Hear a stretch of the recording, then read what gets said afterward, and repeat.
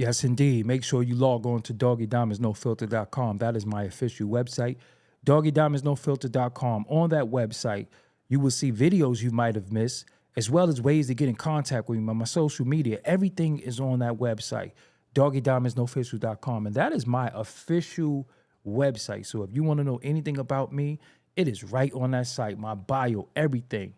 Doggiediamondsnofilter.com. Also, man, I have this $100 promo deal that I run, and I want to give you some details on that because maybe it could be useful to you. I know it's useful to you, but let me give you some details real quick. First of all, the promotion will be done on Doggie Diamonds TV and the Interlude TV. That's the Insta stories, the YouTube community, the threads, the Facebook account. I could promote whatever you need. But listen, man, as a reminder, this is for serious inquiries only.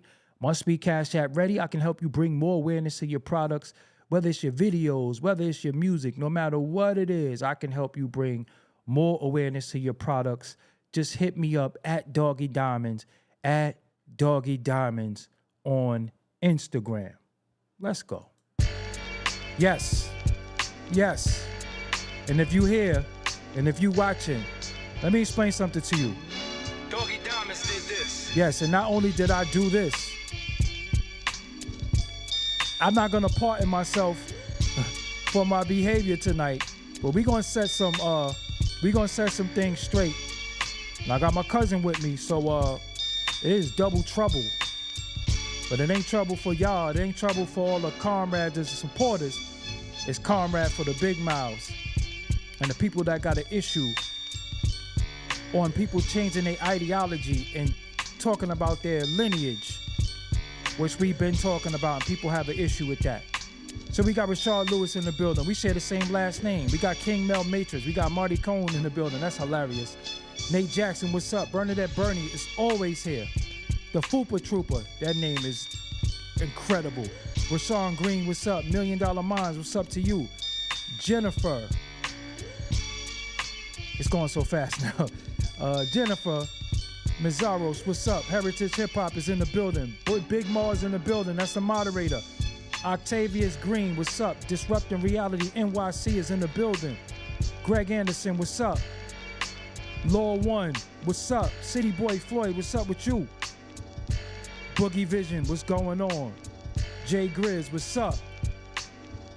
Black Talon Beats. Yes, Jay Grizz, that is my direct lineage. The Kitchen Clothes podcast. That is my childhood friend in the building. Yes. We got Indigenous Blood Mitchell in the building. Sexy 65 in the building. Ray Ramos, what's up with you, bro? Jay Steves, what's up? Tony WMS, where the hell you been? Maxwell Trucking LLC is my people. Anthony, what's good with you? Underground One, what's up with you? We got Intelligent Dummies in the building. We got Brooklyn G Baby, what's up with you? Galactic Barbie Doll, how are you doing? Rizzo 27, what's up? High Def, what's up? Black Talon Beats is in the building. Yes, we are here. We are here. And I'll just say fasten your seatbelt. Warlock Assignment, what's up with you? Yu-Gi-Oh! Realm is always here. That's the fam right there. Yes. Makia Dressed to Kill, I see you. We got I Am Shalene. How are you doing in the building? So, what's up, everybody? I go by the name of Doggie Diamonds. And I got my cousin with me. When he gonna get on the screen, where you at? It's time for you to join. There you go, right there. Introduce yourself to the people. Peace, family. It's your brother Tad back in the building. What up, dog? So, for tonight, for a little while, I'm gonna ask you for a favor. You ready? What's that? Because it's very, very important. I don't need Brother Tad tonight. I'm not Doggie Diamonds tonight. My name is G-Dog, and your name is Killer Tad tonight. Woo. Reason why? Because I think we need to introduce those people. Or reintroduce? We need to reintroduce those people to some people, because I think some people think that they forgot that those people exist. And some people never met those people. Good for their sake. Because there's been a lot of chit chat, a lot of talking, and what conscious event we ain't been to? No. I don't know. I think we was at a lot. And what happened? Nothing. Have you ever felt that energy that you seeing on Facebook in person? No. No. What is it about online that invokes so much bravery and so much chit chatter and all that? Comforts of the crib. Comforts of the crib. Dudes be out of state. Nobody be they don't be in Brooklyn. They you come to New York publicly when it's safe. It's easy to pop shit online. Right. And normally I try not to curse too much publicly. I try to maintain a level of decorum. But we talking about bloodline. We talk about lineage. We talk about ancestry. And our family, our parents know who we are. Right. They're proud of us. They're proud of the direction we went in.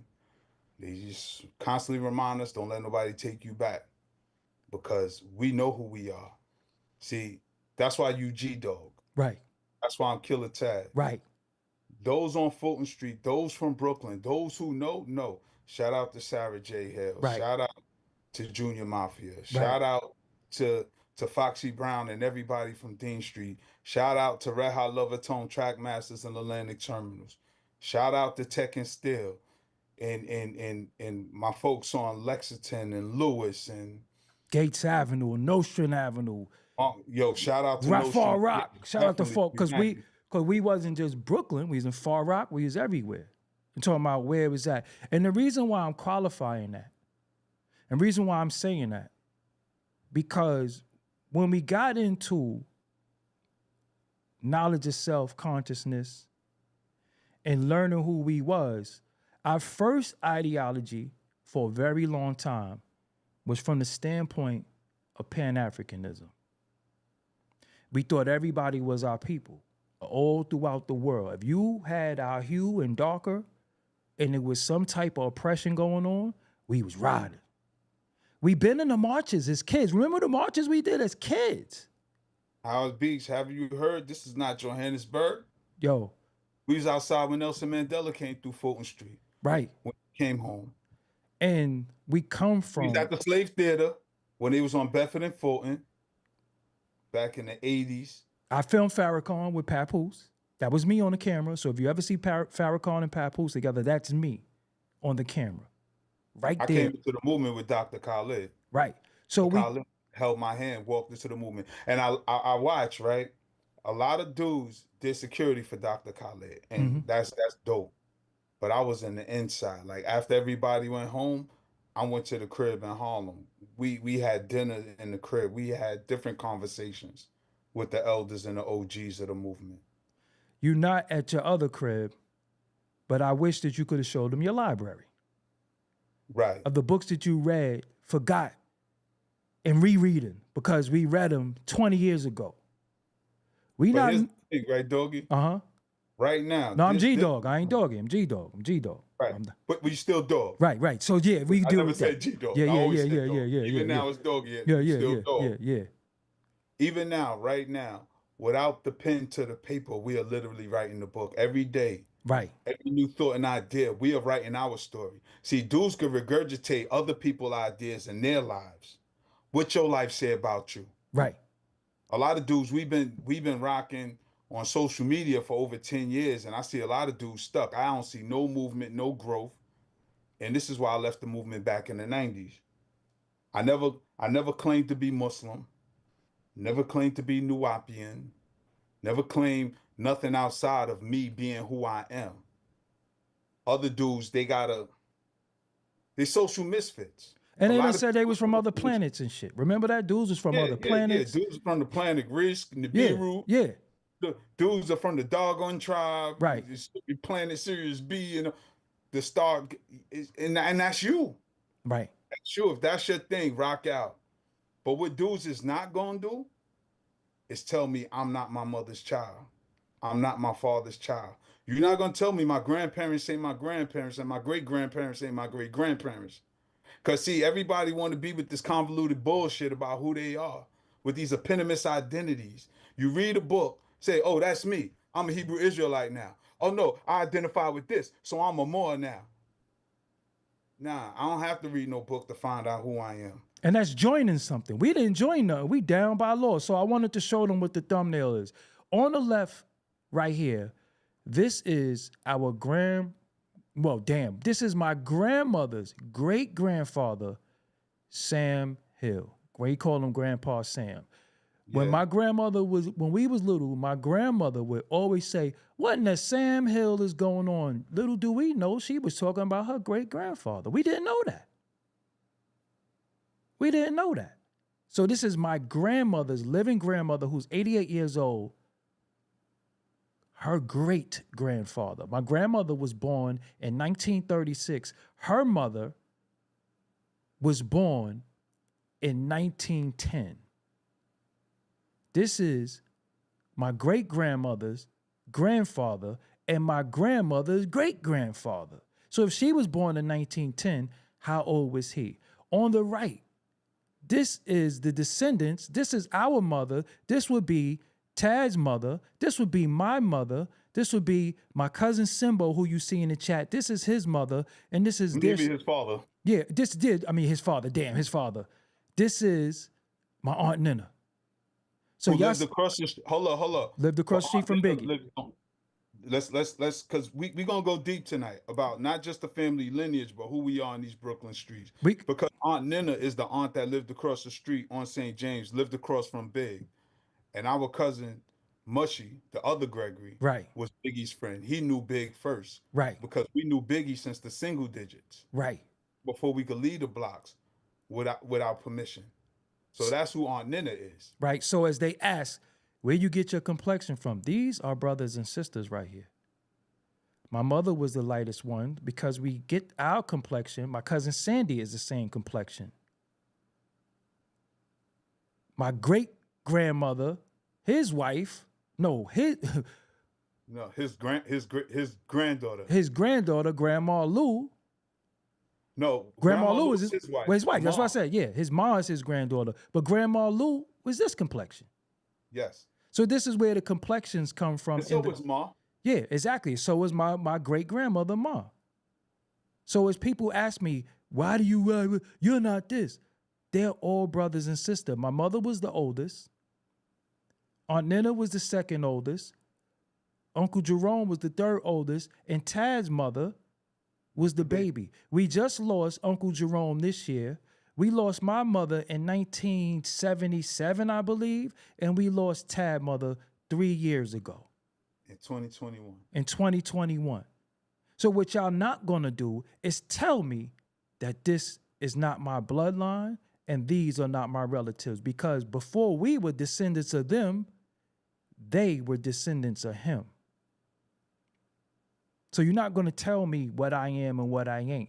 Because when you wanted to be a stormtrooper, when you wanted to dress like Show Nuff, when you wanted to put a KFC bucket on your head, when you wanted to do all types of shit, what I never did is told you what you wasn't. I accepted you. When you told me you was from a different planet, when y'all changed y'all guards, I never said I had an issue with any of y'all. I actually rocked with y'all. All y'all been on my platform. What people have not been on my platform? What people have I not stood with? So Tad, when you say you FBA and you identify with an FBA, when did the Pan-Africanist ideology change for you? It didn't. Okay. And qualify that, because I think that's very, very important to say that. Pan-African is a unification of people of African descent across the globe, across the diaspora, whether you on the continent, whether you in South America, North America, Canada, Asia, the Caribbeans, for all of us to unite. But here's the thing. There's a lot of rhetoric going around that black people have no culture. Black people have no, let me rephrase that black Americans have no culture. Black Americans have no history. Black Americans don't know who they are or where we come from. See, all that shit was rhetoric, and people came here and regurgitated that bullshit because we're going by our bloodline, right? Quick history, because again, like I said, my library's deep. I studied, I walk with the master teacher, sat at their feet, but I also got knowledge of self, not knowledge of them, knowledge of Right, myself. We right. talking about our bloodline. Fuck what y'all talking about. Y'all don't even know who y'all grandparents and great grandparents are.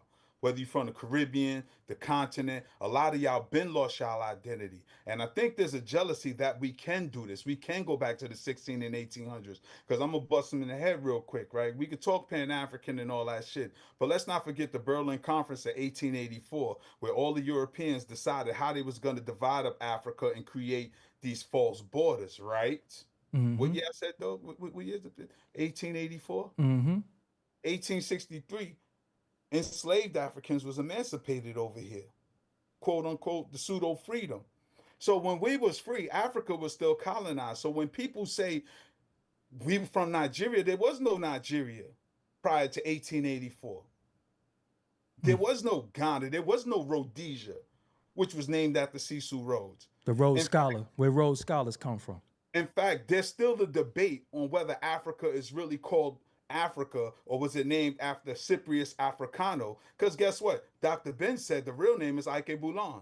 So Mm-hmm. why are we still saying Africa?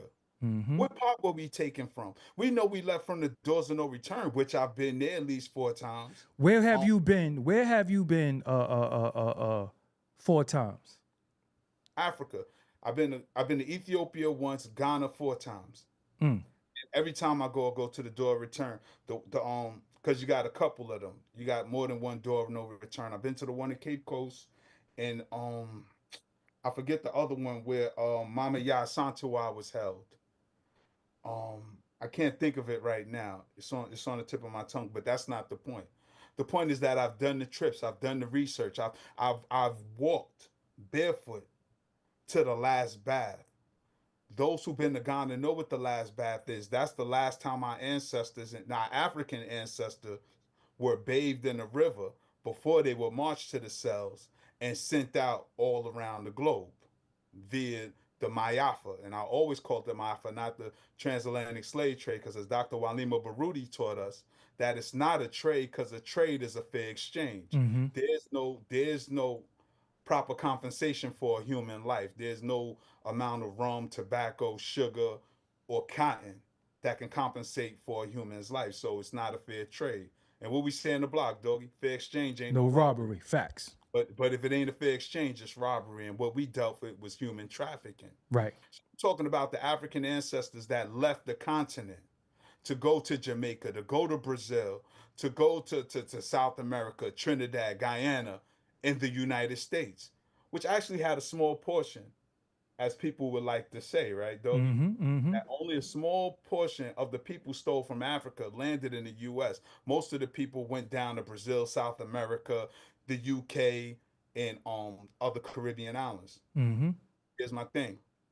You got all these black nations, right? All these black nations. None of them calling themselves African. They may say it in terms of ideologically, but Haitians call themselves Haitians. Mm-hmm. Jamaicans call themselves Jamaicans. Trinidadians call themselves Trinidadians. But when black people in America call themselves America, dudes have a problem with it. By us just calling ourselves American, which we are. If I go to Jamaica, they say, "Where are you from?" I'm from Jamaica. When I go to Africa, they say, "Where are you from?" I'm from America. I'm not from Africa. I'm not from Jamaica. I'm not from no place but here. My ancestors are buried here. When we left off them slave ships and came here, we were stripped of everything. We were stripped of our identity. We were stripped of our language. We know what ports we left the continent, but we don't know what part of the continent we came from. And that goes for so many people. You could take them fake DNA tests all you want, but it's not telling you the truth. Because like I stated at the top of my statement, that those places didn't exist. Those countries Right. didn't exist Right. with Right. those names. So when they say, yeah, you 50% Nigerian, there was no Nigeria in the 1500s. What are you talking about? It was Mm-hmm. Benin and other places. It was kingdoms. It's so much, it's so multi-layered, and I don't want to get too deep because this is about me, you, and our bloodline. But when we talk about the Pan-African Hold ideology, on. Dick Barry, I seen you in my comments for it. He said this dude is a Tariq student. Now, Tad, now as he said in the chat, they called me. They said that I parroting Tariq Nasheed. They just said you're a Tariq student. But you just told them how you can't. He said you regurgitating Tariq. But look, that nigga took the short bus. Fuck out of here. Right. Because we having high, we top scholars dealing with the retarded kids. And remember how when you went on a trip, Right. retarded kids couldn't go, they had to go sit in your class. That's the retarded kid. Because ain't nobody say shit about Tariq Nasheed. Right, exactly. I said Dr. Khalid. And What for talking about? and for dickhead who just came in the room, how could we be talking about Tariq Nasheed in any way or regurgitating him when we just showed you this is my grandmother's great grandfather, not my grandmother's grandfather, Hold up. great Let's not grandfather. get distracted by the dummies because this is what we talking about, the internet shit. And this is how they shine. but the only How reason dick why I'm ride. saying that, Ted, because they have to admit they just don't like us. That's why we doing this tonight. Go ahead though. But that's where we gonna go, and this is what we do with people we don't like, because this is why we kill a Tad and G Dog tonight. Because it's easy to talk shit from the comforts of your home. It's easy to do that. They not from the street. These is new niggas. This the internet streets. That's what they say. The internet streets, the internet streets. I don't see these dudes in these places. And when Right. I see dudes publicly, none of this energy exists. Right. I promise you. It don't. Because as sure enough as dudes talk tough, we also ran with the real G's. Right. Salute to everybody. Right. Free all the real ones. Shout out to all the real ones that are home right now. Right. We from Brooklyn. We from a different time and a place, man. This internet, all y'all was on a yellow bus and y'all was quiet in school. Right. Let's be honest. Let's keep it a stack. Because I promise y'all, me and Doggie always talk about where we from. Right. We from Fulton Street. don't hide. We Fulton don't and hide Waverly. that. And the funniest thing is that So we you out. could do your background check. You could do your reference check. Right. You probably from fucking Rancho Cucamonga. Some dog. I don't want to get distracted. No, but only reason why I'm qualifying that because I seen bozos say that I'm regurgitating somebody who I never listened to. Ted, that's word to our ancestors. We just listened to him today for the first time because he used a clip from my Raheem and I sent it to you. You get what I'm saying? But what we saying is that we're not in the time of playing with y'all no more because what we feel like is disrespect. Because if I say, yo, I'm from this, why you have to say, oh, no, you not, and you're down with somebody who I never met a day in my life. This And was he ain't in our family tree. you're not in our family tree for one. For two, you was the gang leader. Who made up the gang that we was in? Me. But who made up the ideology, the colors, the name? We did. I made up, remember I said we gonna be the Raiders. But then you became the leader. So we don't come from being under any dude. We never been under nobody in our life. Too official to be under anybody. Too official. New Jeru, peace to you. But Tag, go ahead. Yeah, because I don't, and see, this is the thing, Doggy. This is what I was talking about earlier. You know what I'm saying? We can't let these dudes take us off our zigger. For those with open minds, those who really looking for the knowledge, we can't let the idiots distract us. We can't let them pull us off our journey, off our mission, because what we're doing is educating people. And like you say, and I tell people, any platform I'm on, be yourself, tap in with yourself. Don't ride nobody else. These dudes is intimidated by a man they never met. Right. I don't know Tariq Nasheed. Right. Never met him. Never Quite spoke sure to him. many of them haven't. Right. Never But spoke to him a day in my life. They're intimidated by that man. I guess because of success, because what he say makes sense, it doesn't resonate with idiots and dumb people. Right. Because there's no man on this planet that I hate like that. Right. That every time he come on, my spirit is just agitated. Nobody got that kind of control over me. Right. Part two, what me and Doggie talking about is so much more important. And if you were smart, you learn to grab the value in the jewels that we dropping on how you could be great. But you want to be a dick rider, shadow dancer, and an idiot. Just by jumping in the inbox, that's your only claim to fame. Yeah, I got on his post last night and I told him, I'm giving you a rundown of my Pan-African and active history. Right. I was an active member in an African village. Right. New York. Right. Founded by Dr. Ray Higgins. I'm no follower of Dr. Ray Higgins, but the information, because I don't follow no man, but the information that he gave was valuable. I was the Northeast Regional Director of the Straight Black Pride Movement. Shout out to my brother, Irritated Genie. Started my own youth program prior to me joining these other organizations. And I joined the organizations to help the community Right. because I was already doing my own thing, teaching young people, educating young people on who we are and who they are as a community. But one of the challenges I found, right, Doggie, and people Mm-hmm. listening, we did a family history, had printouts for young people to do their own family tree. As much as we talk about ancestors, y'all always want to honor Harriet Tubman. Ain't none of y'all got a drop of her blood. Y'all want to holler Malcolm X. A lot of y'all ain't got a drop of his blood. Y'all always ignore your own ancestors. Mm-hmm. And that's the fallacy I see in a lot of y'all movements and ideologies. So in my youth group, I had the children write down their names, write down their mama name and their daddy name. And some kids couldn't go to their grandparents. Some kids they didn't even know their father. Mm-hmm. And that's a sad thing in the community. So when people don't know who they are and where they come from, any identity somebody give you, you gonna rock and roll with it. Cause you lost. You don't know who you are. And because you lost, you get mad at the people that have direction and know who they are.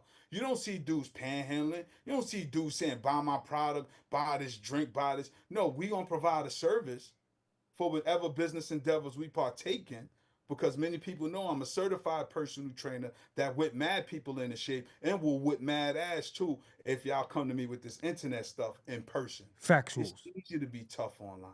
Anybody could do it. A 6-year-old could do it. Anybody could just troll you. That's people's strength. But what we trying to get you to do is tap into your own strength. Learn who your mother is. Learn who your father is. Learn who their mother and father was. Learn who that was, if you can. But a lot of dudes is jealous, Doggy, because the ideology sounds good. Sounds good. Yeah, we pro-black, we pan-African. But as soon as people get around these specific groups, they no longer pan-African. They just Jamaican. Right. As soon as they get around a bunch of Haitians, I ain't pan-African no more. I'm just Haitian. And that's the contradiction we see, because everybody has a problem with us standing on us being an American. Now I'm from look, America. now even with the American thing, what happens when people start saying all the tyranny America did? You want to be American? American mean this, but that's the bad part about America. And yes, America, the name of America. Yes, when you say the name, they did this, that, and around the world, but so did the Europeans. And if you want to be technical, who sold us? Y'all love the transatlantic slave trade. Who sold us in the transatlantic slave trade? Who sold us? But we never said we don't got nothing to do with that. And I don't watch y'all joint organizations. I don't watch when dudes be want to use the word pseudo and this pseudo. I don't watch y'all say you can't trace your lineage back to Israel, Morocco, the holy city of Mecca, the planet Risk. You can't trace your lineage back to none of that. But I could trace my lineage back to North Carolina. I could do that. Y'all want to be Arabs. Y'all want to be everything. Those are the dudes that don't know their father and their grandfather. Because if you knew your father, you wouldn't have to look for security in a bunch of other lost people. Right. And that's what that is. You know your father. You Right. knew your father. Yeah, you knew my father. I know your father. I didn't grow up with anybody and didn't know they pops. Everybody we knew on our block, we knew their father. Whether they was around or not, we still knew them. Yep. We knew whole lineages. We knew whole generations. We knew, and the funniest thing, a lot of people that we knew grew up with each other. Because my mother and father grew up together. They met in the same building. You know what I'm saying? My family is really from Waverly Avenue because both sides lived in the same building. There was only 6 apartments, and our family had every apartment in the building. Every apartment in the building. So it's like, again, when people wanted to, because again, you don't like Tariq Nasheed. I don't give a fuck what none of y'all like. Because if we're going to go off of a leader in this, look what they said about the Honorable Elijah Muhammad. Look what they said about the Prophet Noble Drew Ali. You give me one leader that they didn't tear down and say they did some of the most heinous things in the world. They didn't rob the people. They didn't scam the people. They didn't lie to the people. Give me one leader that they said that they didn't say that about. And I'm saying to everybody, Tariq Nasheed is not my leader. I never met that man before, because if he was my leader, where do I sign up at? What's my ID card? And if I don't adhere to what he's saying, do I get kicked out of being a Black American? Am I kicked out? So my lineage don't matter no more because he kicked me out? Kicked me out of what? Where did I sign up at? Out your family. That's what I'm saying. He kicked me out my family. But you got dudes, dudes who saying, I came to this planet and I'm not really from here. And y'all done put earrings in y'all nose and y'all done did some of the wildest shit ever. Dressing like Captain Crunch. Y'all done did the wild, and I never said nothing about y'all. Y'all done been more African than the African in America. Hold up, dog. While it's on my mind, shout out to the most honorable Marcus Mosiah Garvey and all his followers. I believe in some of his philosophies and opinions. Of course, that's over there on the bookshelf. But here's what we talking about: bloodline. Why do I have to follow Marcus Garvey and his own son, Dr. Julius Garvey, who's still alive, did not follow his father's advice and opinions by marrying a white woman? Say that again. Why do I have to follow Marcus Garvey's philosophy and opinion when his own son, Dr. Julius Garvey, didn't follow his philosophy and opinion and married a white woman? Somebody should tell me I'm lying. I just gave you the name. Right. If you was on my IG, you could see a picture of me and Dr. Julius Garvey, and I asked him that question. And Why? what was Marcus Garvey ideology? Race first. No miscegenation. No miscegenation. What is miscegenation? Race mixing is what it was called back then. Garvey was an opponent of that. He said, do not do it. In the words of y'all leader, Dr. Umar, he said, no bunny hopping. But Garvey's blood son is bunny hopping. So here's the thing. Why do I have to be holding to some other man's ideas and ideology and not my own and my family? I'm my own man. That's what knowledge of self is. Knowing who you are, knowing where you're from, honoring and respecting your experiences. Because Garvey, Dr. Clark, Dr. Ben, Malcolm, Dr. Khaled, none of these people had my life experience. Well, Bomani says Dr. Khaled's son didn't follow his pops. I don't understand the relevance. You don't know the instruction that his pops gave him, because this is the same movement that turned their back on Dr. Khaled Muhammad. So you don't know what he told his son. Right. And I've heard Dr. Farrah Gray himself say his father's speeches, not with the same fire, but word for word and verbatim. And that's what I'm saying. You could take a piece of what somebody say. If it applies, rock with it. If it don't apply, let it fly. And that's dudes' problem. Dudes want to be these other dudes. I watch dudes come in here yelling, hooting, and hollering like they Dr. Khaled, without the level of education, without the level of commitment, without the passion and sincerity. Everybody want to be knockoffs of somebody else. You either want to be Dr. Khaled, you want to be Dr. Amos, you want to be Dr. Ben. How about be Dr. You? And that's what I'm talking about, dick riding, because dudes don't stand on their own shit. And I'm not saying Bomani. I'm talking about anybody who walk lock and step with another man. You still don't understand the relevance? How you don't understand the relevance? It was the relevance of you following somebody who owns son, who's more a traitor of anybody than a person's son. That's his bloodline. So if his own ideology didn't resonate with his son, why are you following it?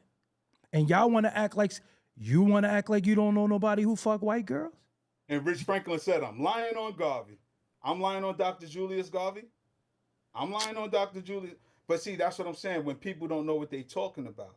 And that's what I'm saying, when the retarded kids, because dudes are so in love with these figures, people they never met.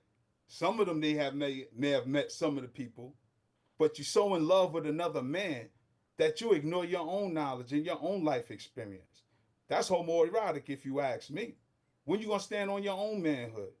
When you gonna go by your own knowledge and experience? He said, not you. He said, not you. He said, not you. He don't believe in you. But see, this is the thing. I ain't asking nobody to believe in me. All Only right. asking So, children. So Bomani said because he followed information, not men particularly. Again, so now I want to know, being that you said that, Bomani, this is for you directly. Why do you have a problem with me and others calling ourselves FBAs? Because you have a problem with it, and don't act like you don't, because all on Facebook, you got a problem with it. I see you under a lot of them pussy ass niggas posts talking, but you don't come under mine and do it, or Taz. But I see you under them cowards who gonna get hands and feet put on them. Don't worry about it. So why do you have a problem with me calling myself FBA if I could prove my lineage and I don't follow a man, I follow information? Why do you have a problem with it? Because now we're going to get personal. I want to know that from you. Well, I can't even see the chat. And Bomani, you got our phone numbers. No, but I want to be stated publicly because publicly niggas got a lot of shit to say. So I want to know publicly because I see the little nothing crazy. I see the crazy shit. I see the slick talk. I see the slick talk and the crazy shit. And again, like I said, when we outside, y'all know what's up. Y'all could play on Facebook. You could play with them coward dudes. But when we outside, y'all know what's up. We not them ones for that. But we've always been loving, open arms. That's my bro. But when we get on Facebook, we start playing little op games like we ops. So if we ops, let's be ops. Nah, nobody want to do that. See how that work? I want to say that publicly. Nobody want to be ops. Because I see everybody, FBA this, FBA that. So if you know that I didn't. In person, and if it applies, rock it with respect. Because in person, there's no disrespect. And can we all be honest with that? Everybody who know me, in person, it ain't no disrespect. So, and that's what I'm saying. The internet is the coward's playground. Because I promise you, if we know each other personally, let's go for anybody. If we know each other personally, my number has been the same for the past 15 years easy. Please, call me, talk to me. Ask me. But disrespect, and this is what I'm saying, and this is why the topic is what it is. If you don't like Black Americans, just say it. We say we foundational. You know why? Because every African from the continent, any Jamaican from Jamaica, any Haitian from Haiti, they come here, they get their citizenship. Guess what? They're now American. So he said, I don't have a problem with anyone. My issues with people who were just saying they were African and now they're claiming American. And for the record, I did comment on Tad post. So Bomani, me knowing you wasn't a part of the Nation of Gods and Earth before? You didn't think you was from the Lost Tribe of Shabazz? You didn't have that? But as you grew, your ideology changed based off of new information. So how could you hold somebody to something when new information come apart? Because again, you joined the Nation of Gods and Earth. I didn't join my lineage. You joined something. That's the problem. That's the thing, y'all niggas join shit. Y'all signed up. But let me say this, Doggie. And he said he did leave. So you never was a part of the Nation of Gods and Earth. Okay. But it wasn't, and that's what I'm saying.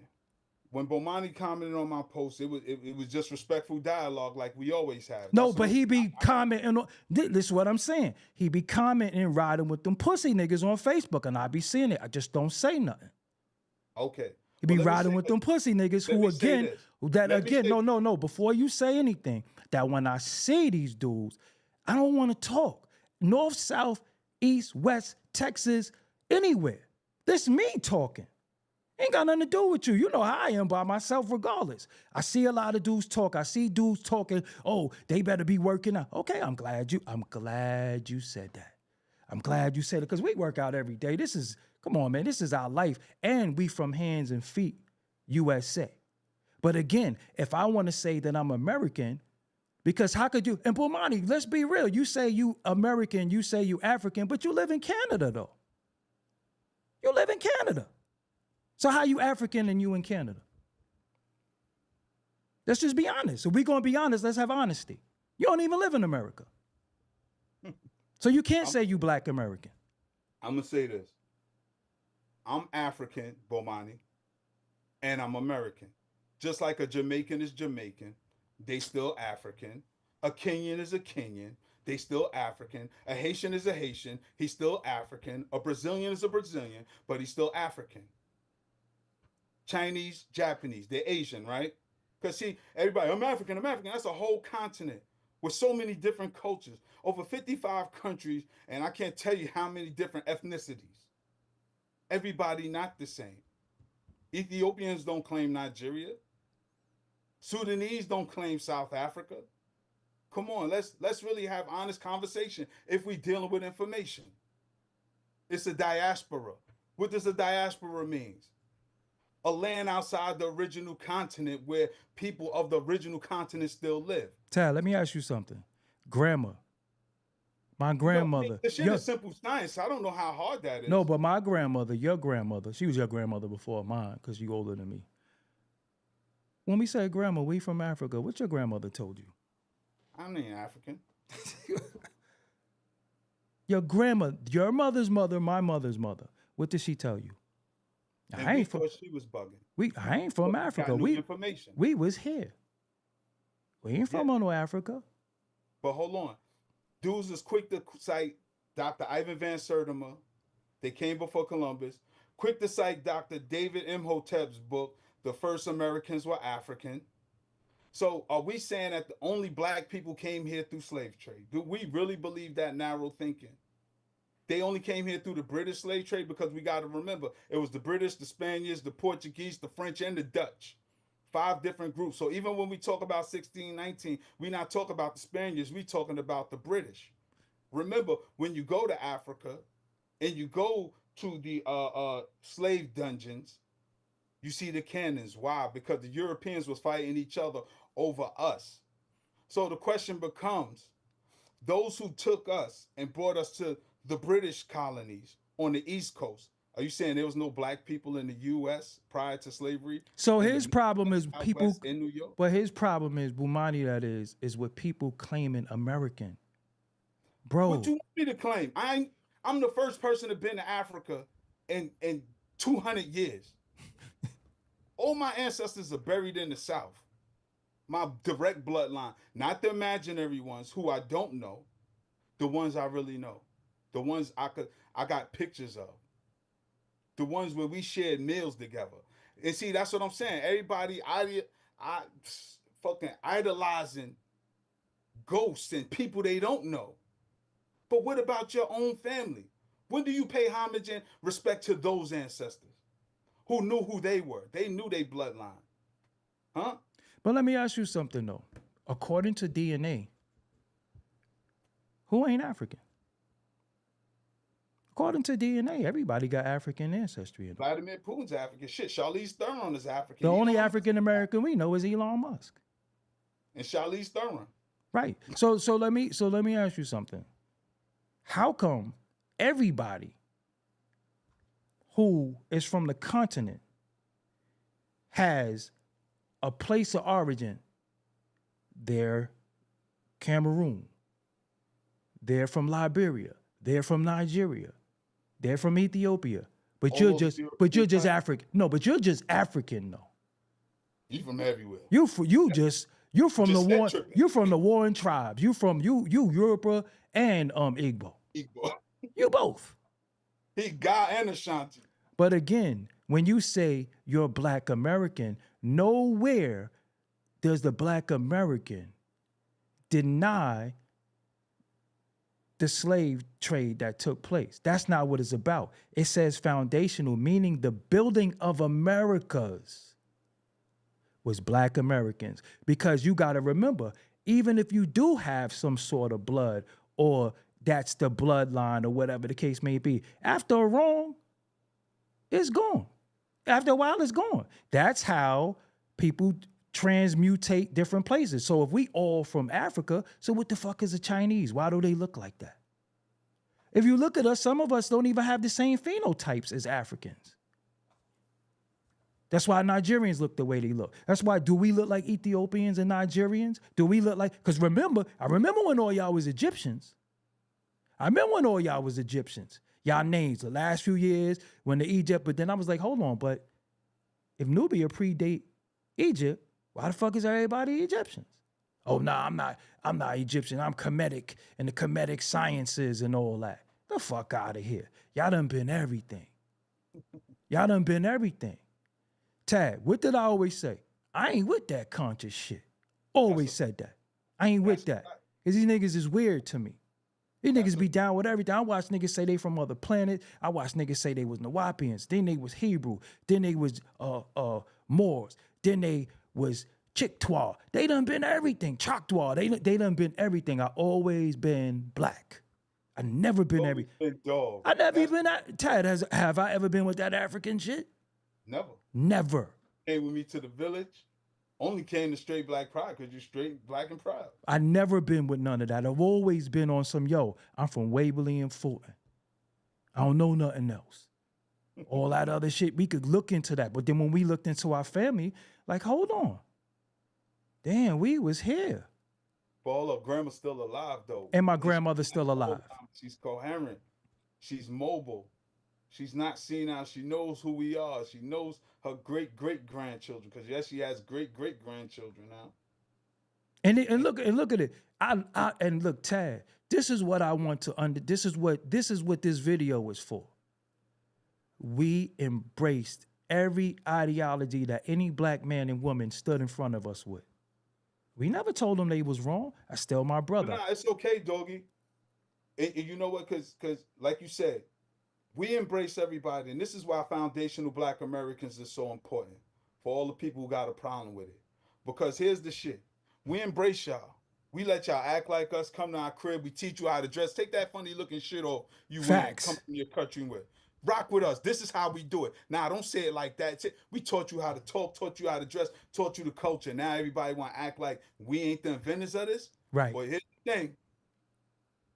We still them warriors, too. Dudes be hollering warriors. Man, listen. Hollering warriors. But dudes ain't got them resumes. And I'm put that on my mama, God bless her soul. Dudes ain't got them resumes. I'm with the smoke. Ask your favorite leader. Ask your favorite leader who ready to go down with Jake. Get it popping like they the ops in the hood. I don't see dudes. What I've seen, Doggie, is dudes talk shit. I ain't see no action. Right. And I don't want to. Right. Truth be told, I'm going to keep it a stack. I don't want to. I'm blessed. I done been clapped, done at the clap cats, been jammed up for clapping cats. It's nothing to brag about. It's nothing to be excited about. But what I will tell you, come to me with that internet shit. I promise you, everything you looking for, you going to receive and then some. Because I'm willing to die on top of this hill. We not going to play that. But again, Bomani, tell me I'm not who I am. I want Bomani to understand something. It has nothing to do with being American with the triple Ks. First of all, that's an old played out ideology. Yeah. That's old and played out. New information done came out. Because first of all, you never even seen no KKK member. I bet. Because if you did, you'd have put hands and feet on them. Because I know listen. So again, you still got an old played out ideology that don't even apply. And again, you're not even in America, respectfully, and you just got to be honest with yourself. You got an ideology that's old and played out. You're not in America. But when I say that I'm black American, that means that we built the America, the infrastructure. Our labor did that. A lot of our inventions come from black Americans. And the issue is, as black Americans, the inventions, whether it be the light bulb, I thought Thomas Edison did that, whether it be rock and roll, whether it be heavy metal, now whether it be hip hop right now, everybody wants to say, I did that. And then the last thing y'all, not you, but the last thing they came for where they fucked up was hip hop. Because now you talking to the warriors. That's why we got all these issues in these beef. That's why we got all these issues, because if you are not a black American, there we go. He can't see it, Tab. Back it up. And I showed him this book the other day. There you go. Culture Ben. He actually got the book. You understand what I'm saying? Talk about black people. So when they came for hip hop, no, but Tab, let me finish real quick. When they came for hip hop, that's when we was like, nah, now y'all tripping. Now y'all tripping. Because we alive, we here. We here. They didn't have the fighting spirit in them. They didn't have all that in them. We do. And we could prove that y'all didn't come from hip hop. And that's what we've been doing. And then everybody been mad. So if you had an issue with it, why you ain't tell Busta Rhymes to shut the fuck up? Why you ain't tell Fat Joe to shut the fuck up? Why did you let some of these people say Black Americans don't have no culture when a lot of people all over the world wouldn't have no culture if it wasn't for us? Because I don't follow no African customs. I don't follow any of that. I don't say hotel. I don't say none of that shit to none of y'all. I be like, what's up? Peace. And even if you want to deal with peace, and even if you want to deal with some of the NGE, that's Black American. Because the father was what? Bloods, Crips. That's all Black American. That's all from us. Hold so, up. Go ahead. I'm glad. I love you, dog, because you killing them. Talk your shit. But I want to remind dudes, before it was Pan-Africanism, it was Black nationalism. Malcolm was a Black nationalist. Let's not forget. Everybody be following was Black nationalists. We's talking about building a nation state for Black people that already built this country. We talking about reparations, but then you get people like Kamala Harris and Barack Obama come and say we don't deserve nothing. So here's the funny part about reparations, whether we deserve it or not. It was already promised to us. So we had already been receiving reparations, and then it got snatched from us by the President Johnson after Lincoln. But Europeans got compensated. The Confederates got compensated for their loss of slaves and their loss of land. They got compensated. Then the quote unquote Native Americans, which was really the $5 Indians, the Europeans in them, they got compensated. We the only ones who literally built this country and still didn't get compensated. And y'all saying we not supposed to get paid when you can fast forward to 2024 and migrants is getting money, Ukrainians getting money, Jewish people getting money, and we still not supposed to get ours? So I'm supposed to just pick up my face, go to Africa with nothing, even though I built this up, and be a second-class citizen over there? Now tell them, now keep it real. But you spoke to some people in the continent. Tell the people about the rigmarole they try to run on you. I'm not even gonna do it, though. You know what? Because I get it. What it is. And shout out to all the FBAs in the house. Yeah. Foundational, Native Black Americans, whatever. Shout out to my Black Americans. Because it's all a money grab. And that's what I realized. When you look at the master teachers and scholars within the movement, and Bomani, tell me if I'm lying, a lot of these teachers don't get along. And why they don't get along? Because they feel they're cutting each other throat over the money. Well, I put the DVD out first. I wrote the book first. I'm doing the trip to Kemet. You can't do a trip to Kemet. Everybody beefing because it's a money grab across the board. That's why dudes is beefing. Everybody is trying to get Black people to subscribe to their ideology so they can sell their books, DVDs, and trips. What I said. Nothing wrong with that. But what I said, they all vendors. And again, I never separated myself from anybody that was Black. But then I realized they started separating themselves from me. So when I get around certain darker Spanish-speaking people, they start speaking Spanish. You not down. When I get around Jamaicans, they got their own parade. They got their own West Indian Day parade. They speak heavy patois and you don't know what they talking about. They always separated themselves from me. And then right in our culture, where I'm Doggie Diamonds now, is a hip-hop baby who was really a part of the third, fourth generation of hip-hop, especially in New York City. That's my cloth. So, of course, me being a hip-hop baby, when I see certain things that go on, I'm qualified. That's why I could bring you Raheem. That's why I could bring you certain people, because they respect me and they respect my platform, how I carried it.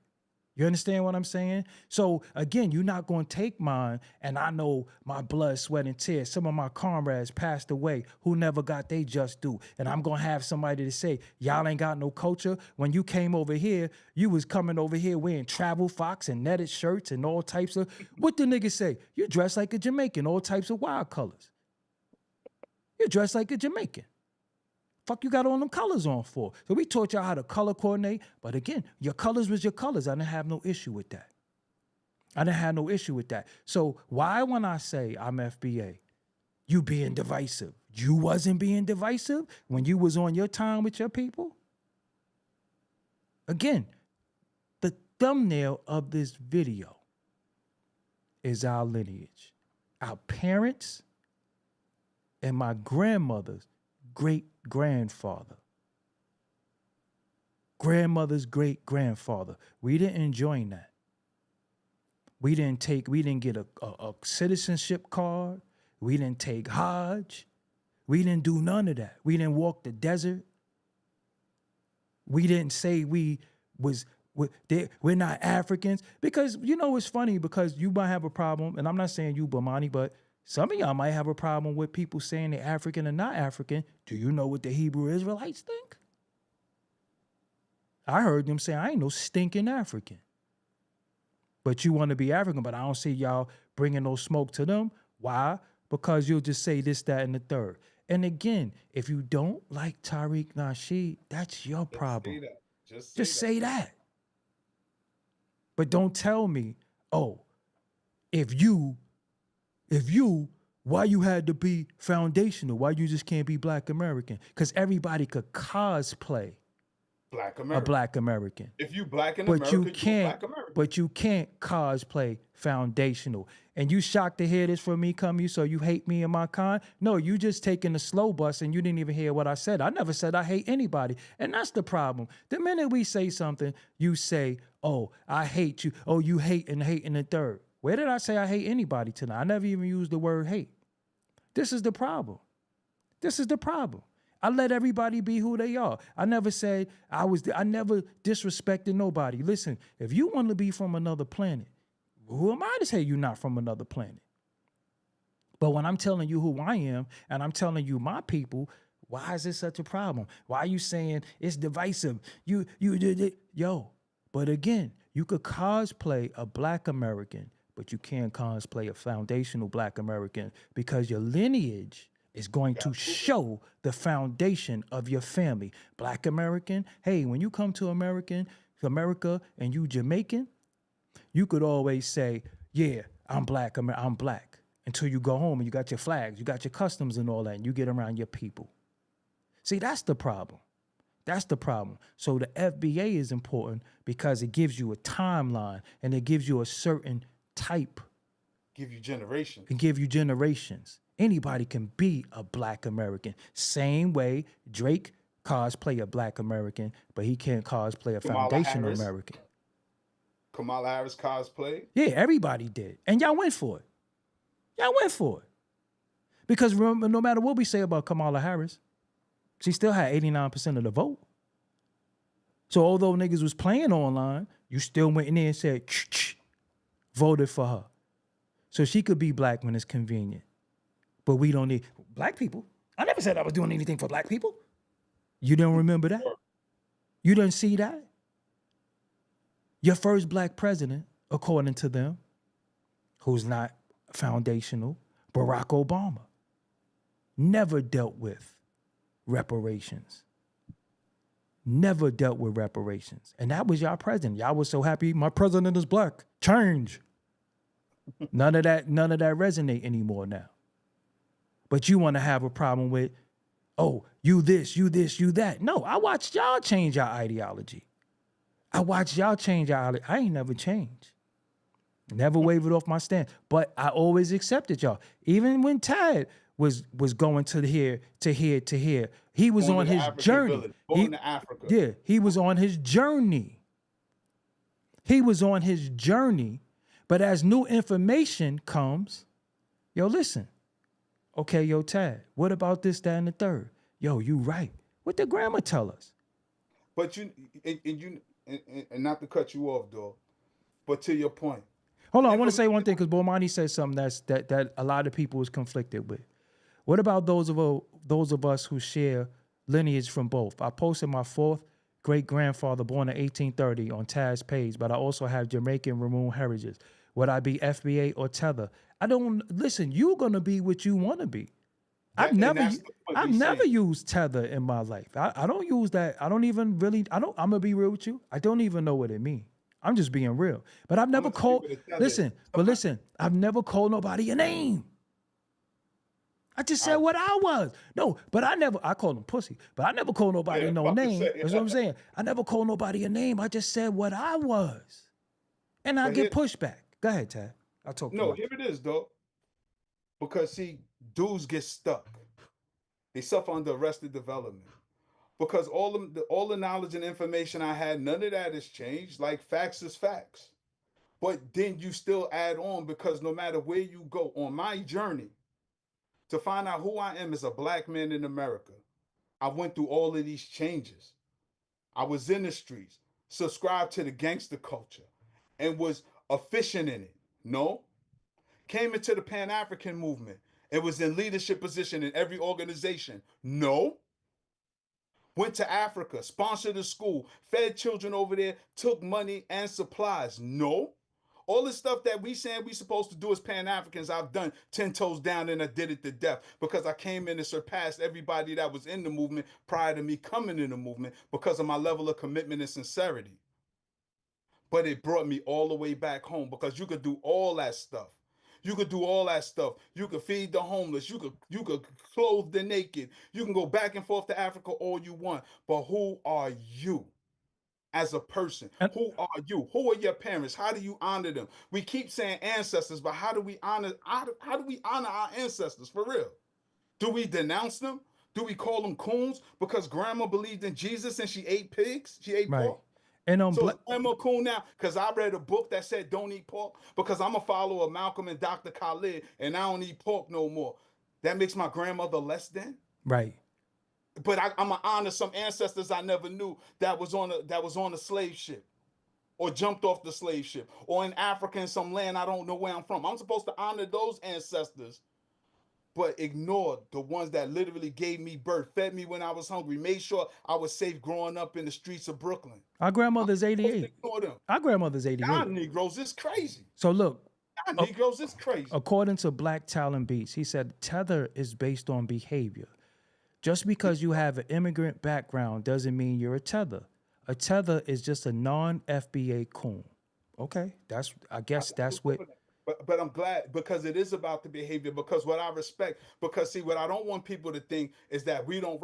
Yo, my step pops just passed last month. He's Panamanian and Right. Jamaican.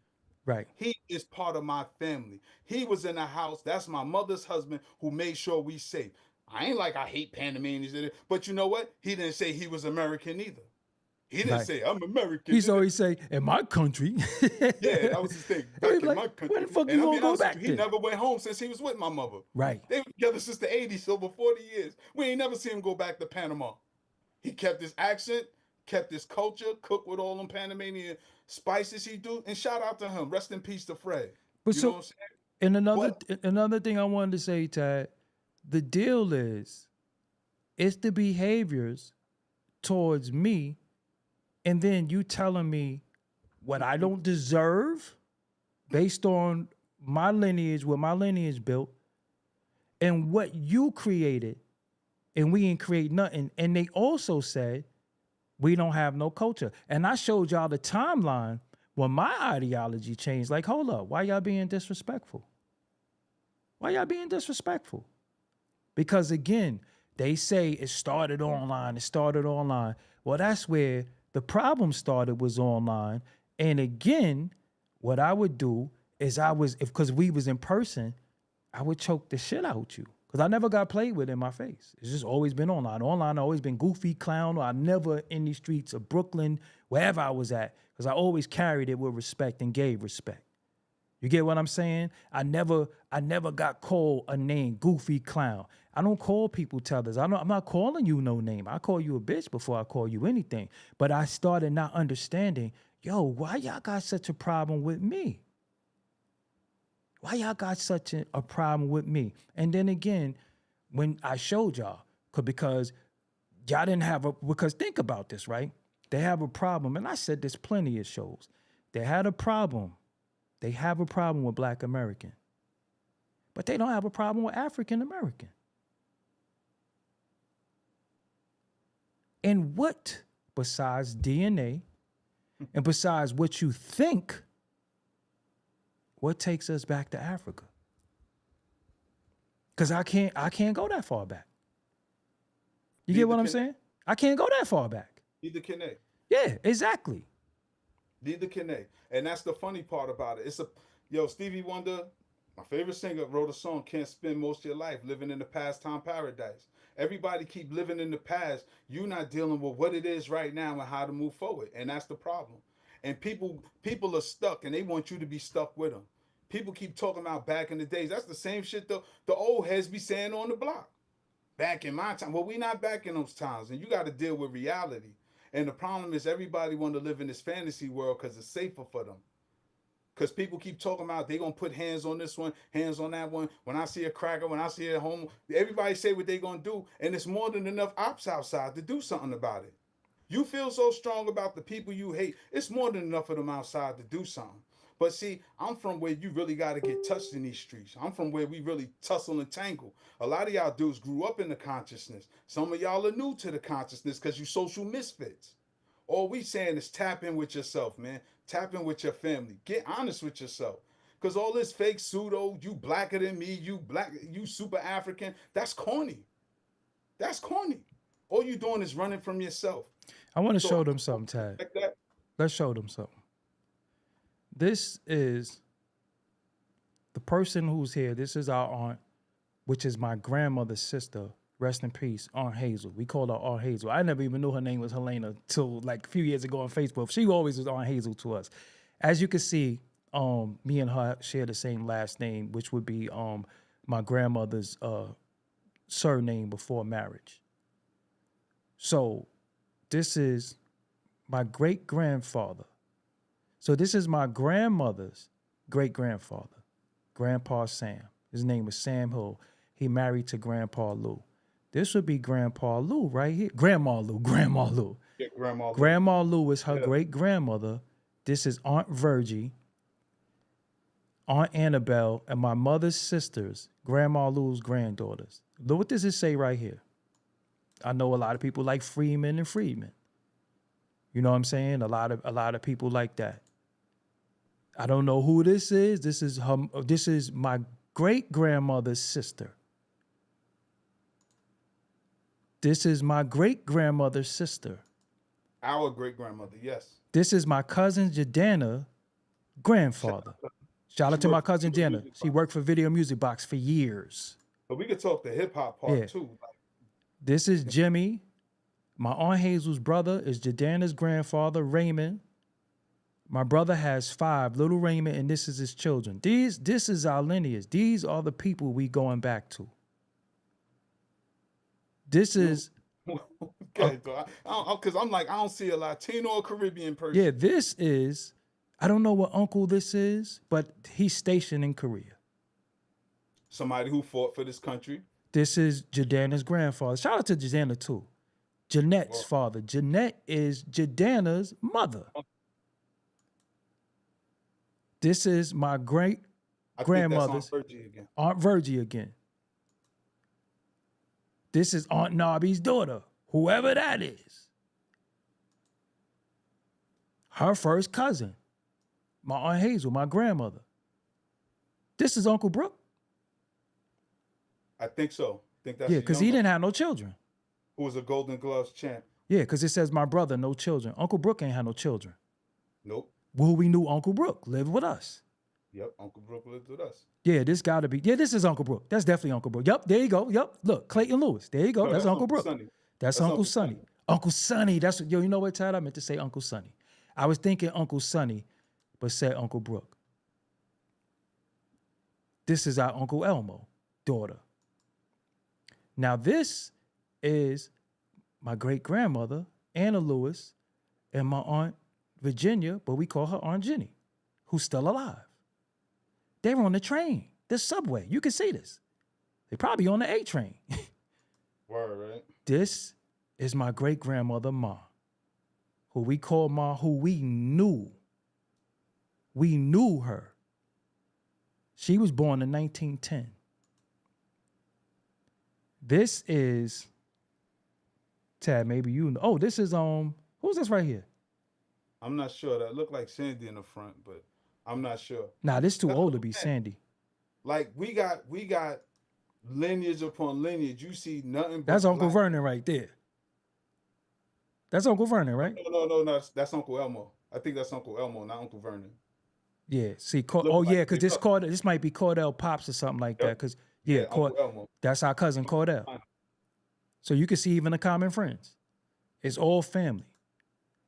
This That's Uncle Vernon, who used to, who one time, yeah, because Tiara, yes, Tiara, our cousin Tiara right here. Why you ain't my damn friend? Hold on, the hell? Curse you out. Her father is our peer. He's a little older than Tad, but that's our peer. We don't say who he is because he's in the music industry and he's our mole. You know what I'm saying? But anyway, yeah, right. yeah, this is Uncle Vernon who used to curse at my grandmother. Nobody cursed at my grandmother, so we used to be tripping and be like, yo, he cursed at grandma, but we didn't realize that's her brother. That's her brother. I don't know who this is. Uncle Bill's daughter, whoever Uncle Bill is. Right. Lake is my brother's first wife. Virginia, yeah, that's Aunt Jenny. I could see her a mile away. John Henry's daughter. My mother's brother and his wife and daughter. So I want y'all to see what this is called. This, your ancestry. This is cousin Jadana right here. So we showed you her grandfather. So when you go into this right here, descendants of Anna and Sidney Lewis, because our great-grandmother name was Anna and our great-grandfather name was Sidney. Now you got, this is where you start seeing us at. Y'all ain't seeing no pictures of me. This is my cousin, me and my cousin Soup. Tad brother. This is Tad and Soup. Soup, bro. That's a young me. This is me, my sister, rest in peace. This is Jadana. This is my sister Amel. This was an adopted child. Yeah. This is my brother Mel, rest in peace. So if you hear me talk about my brother Mel, this is who it is. Look, Milton, he was named after Uncle Brooke. This is Tad as a baby. Look at Buddy. On blast with my baby. Yeah, picture. yeah. This is Tad as a baby. A happy baby too. This is my sister Sherry, rest in peace, as a baby. This is my mother, who Tad remember, who I don't remember because I was too little when she passed away. Now this is Aunt Peaches, Uncle Jerome, Aunt Nina, and who are they holding? Renee, cousin Renee. This is Aunt Hazel's daughter. This is Aunt Nina, and you hear me talk about my cousin Poe. This is him. This is his mother. Aunt Gwen. Aunt Gwen. And they on Waverly. They on Waverly Avenue. Look at the bells. And this is my moms and my moms. And look, and this is my mother, my father, and my sister on Waverly Avenue. And my sister, if I look at my sister's age, my mother might have been pregnant with me. Because look how little Amel is. Amel got me probably about 4 years? Not about 3. Yeah, so she looked like she 3 years old. My mother was pregnant with me in this picture. Or this dude probably is about to knock her up. But this is Waverly Avenue. This is where our lineage come from. But your parents. This is my parents. This is my father. So all y'all keep saying, yo, his daddy must not be black. This is my mother. This is my father. This is my sister. I wasn't even born yet. Right there. This is my mother's pregnant right here. You can see it. Yep. This is Tad's mother, Aunt Peaches. This is my mother. This is Aunt Gwen. Gail. Aunt Gail. Aunt Gail, my cousin Jameek, mother. This is Waverly Avenue, where we from, where we was born. This is my mother at Coney Island. Where's Coney Island? Exactly. It's in Brooklyn. Hold up, but it's not in Africa though? I don't know. This is my mother. This is my mother, because she was the first one who passed away.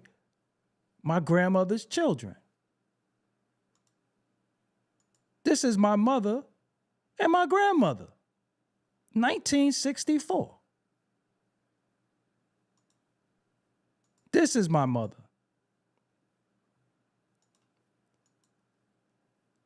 This is my mother, right? I believe so. Yeah. I know that's her there too. This is my mother. I'll say, I think all them pictures is her. Right. This is my mother. That look like my sister right there. That look like a male right there. And my aunt. Oh, this is the picture I was talking about, Tad. This is my mother. This is Tad mother. This is Uncle Jerome. We call him Uncle Sticks. And this is Aunt Nina. That's Aunt Nina right there, right? Yep. So this is all my grandmother's children in church on Easter Sunday. Uncle Jerome, Aunt Peaches, Aunt Nina, and my mother in church. This is my mother. Damn, that look like Sherry right there. And that's cousin Renee. And that's Sandy. 1964. No, Renee's older than Sandy. So that ain't Sandy. Oh, that's your mother. That's your mother. That's your mother. Yeah, that's your mother. That's your mother. What else we got in here? This is the picture that I was looking for too. Remember I said it was one of them in school, but it was church.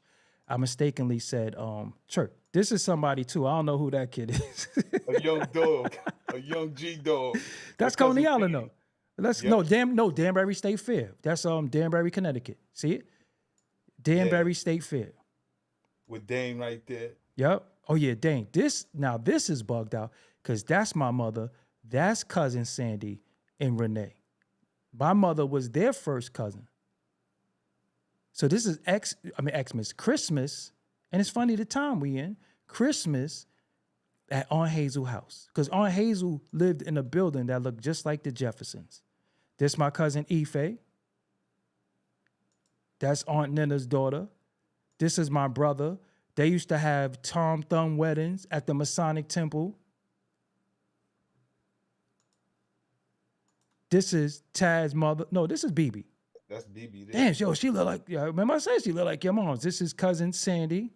Yep. That's cousin Ife. Right there. Yep. I ain't gonna show. This is me. I told y'all I love ice cream. Y'all be like, yo, why you? I always was eating ice cream. I love ice cream. This is me. This is my cousin Simbo, who be in the chat. This is brother Justin, my cousin, and this is me. I don't know why the fuck you dress me like that. I'm tight. Then this one, this is on Waverly Avenue. This is my cousin Renee, with my brother Mel and my cousin Russell. This is Waverly Avenue. This is where we was born. This is Russell, Renee and Russell. Because they used to always, see, when we talk about family, I don't think y'all understand. We used to always go on bus outings. They used to always take us places. They always took us places. Mel is the first grandchild. My brother who passed away, Mel, this is Danbury State Fair. He was the first grandchild born. So this is Mel and my sister Sherry. Both of them are deceased now. So when you hear me talk about my brother Mel and my sister Sherry, this is Sherry right here. Some at Aunt Hazel house, because we love to go to Aunt Hazel house. That was the first place I saw Popeyes that had the real Popeye on it. So this is a bunch of pictures. That's the descendants of the people I showed you earlier. That would be us. This is all of us in school. Hold up, bro. We're supposed to denounce that to fit into other people's idea of who we are as black folks. Right. When we know black people ain't a monolith. Listen, this is our pictures, our school pictures from either first grade, kindergarten, graduation. This is almost everybody. It's a few people missing, but these is our school. Because a lot of children were born. Chad, what was this right here? 6th grade? 8th grade in 258. 258, Bed-Stuy. This is my picture, PS11. I was pre-K. Don't laugh at my jibs. I want to fight. You know what I'm saying? This is me graduating from pre-K. So y'all can talk about the bags under my eyes. I always had them. This is my brother Mel. This is Tad again.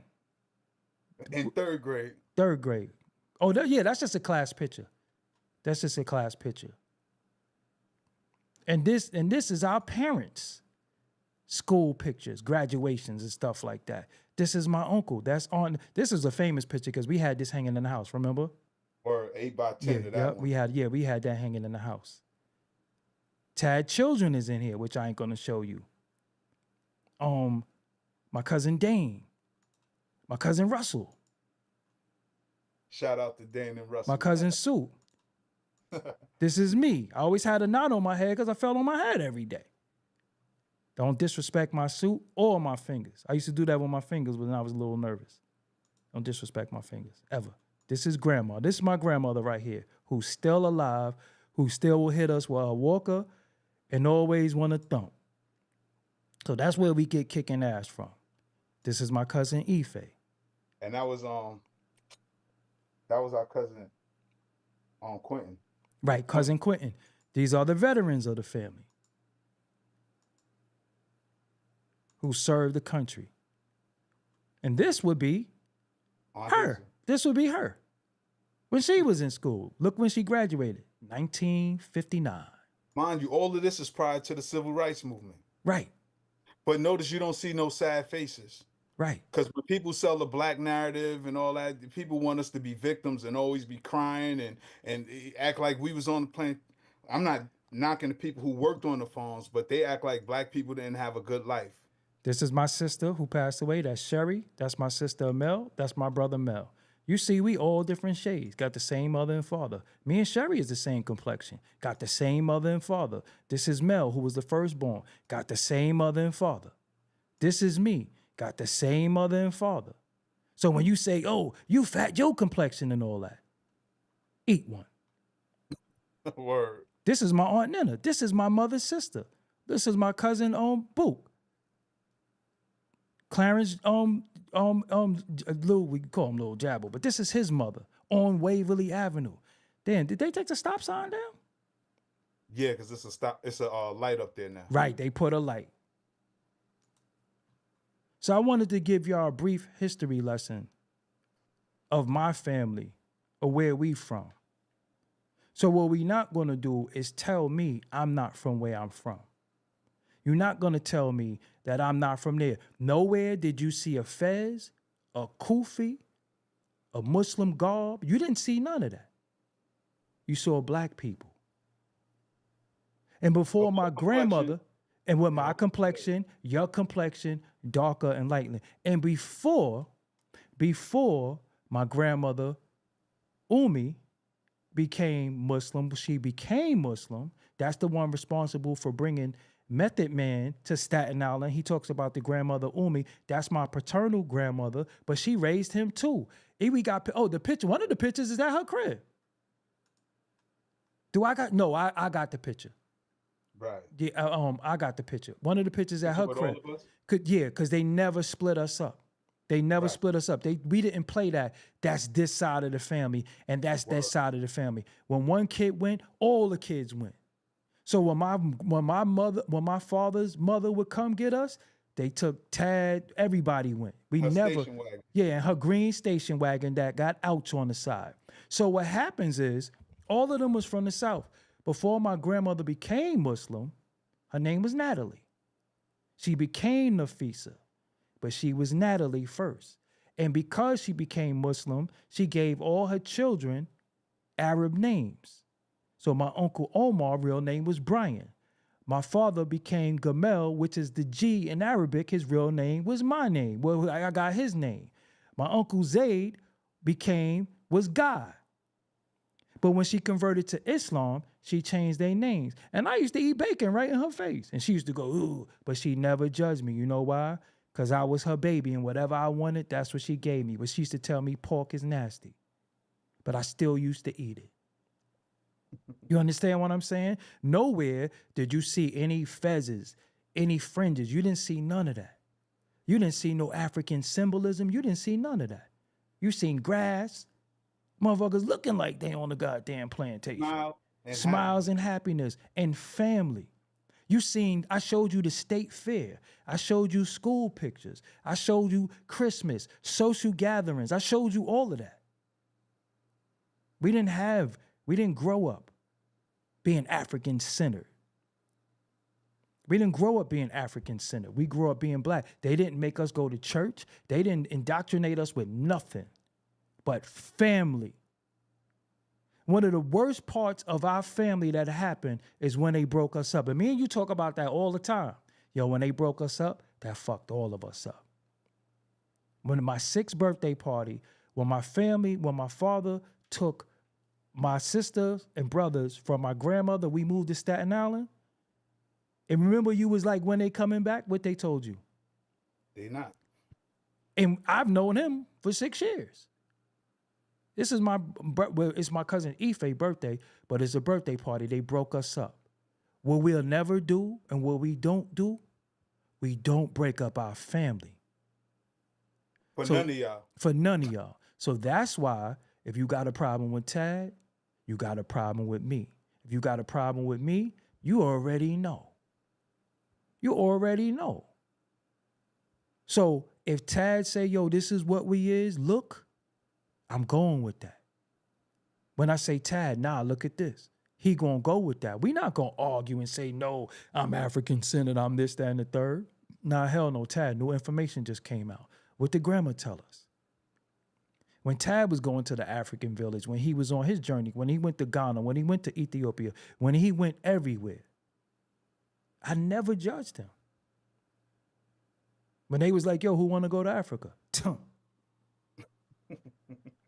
I'm trying to, but my passport is stamped. And nowhere around the globe do they call themselves black. Nobody calls themselves black.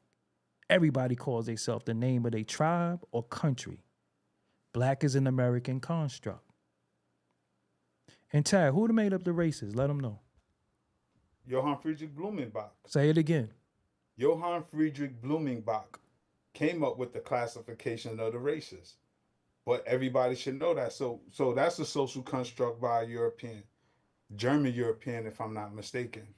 And Carl Linnaeus came up with the classifications of plants and fauna and labeled black folks as fauna, which is an animal species. But again, dudes, I don't think people really study. Somebody said Ife sound African. Now, let me tell you why that is. Her father's... Ife is an African name. Yeah, Ife is an African name, but shit, your name is Richard. Are you, who the fuck you? I mean, it's a name. That's a European name. Yeah, everything is, all of our names are European, so are we European? I mean, at the end of the day. He was born in the 70s when her parents was into the Black Power movement and consciousness. Exactly. He was saying, which they no longer are. Right. Because everybody's learning, like, yo, a lot of it becomes rhetoric, man. Like, and it's see, there's a difference between the facts and the rhetoric. The truth is the truth. We all come from Africa. You reach back for your culture, some level of cultural semblance, because a lot was stolen from us. But in that search to reclaim our identity, we're actually running away from who we are. Right. Because the further out you go, you look back and you like, no, I'm this. I'm my mother's child. I'm my father's child. I'm my grandmother's grandchild. I'm my grandfather's grandchild. What am I looking for that ain't at home? And that's all we saying. Take your ass home. Right. Stop all this. Dude, that's why they run around with lampshades on their heads and throwing rocks over in Mecca and all that stuff, because they looking for themselves.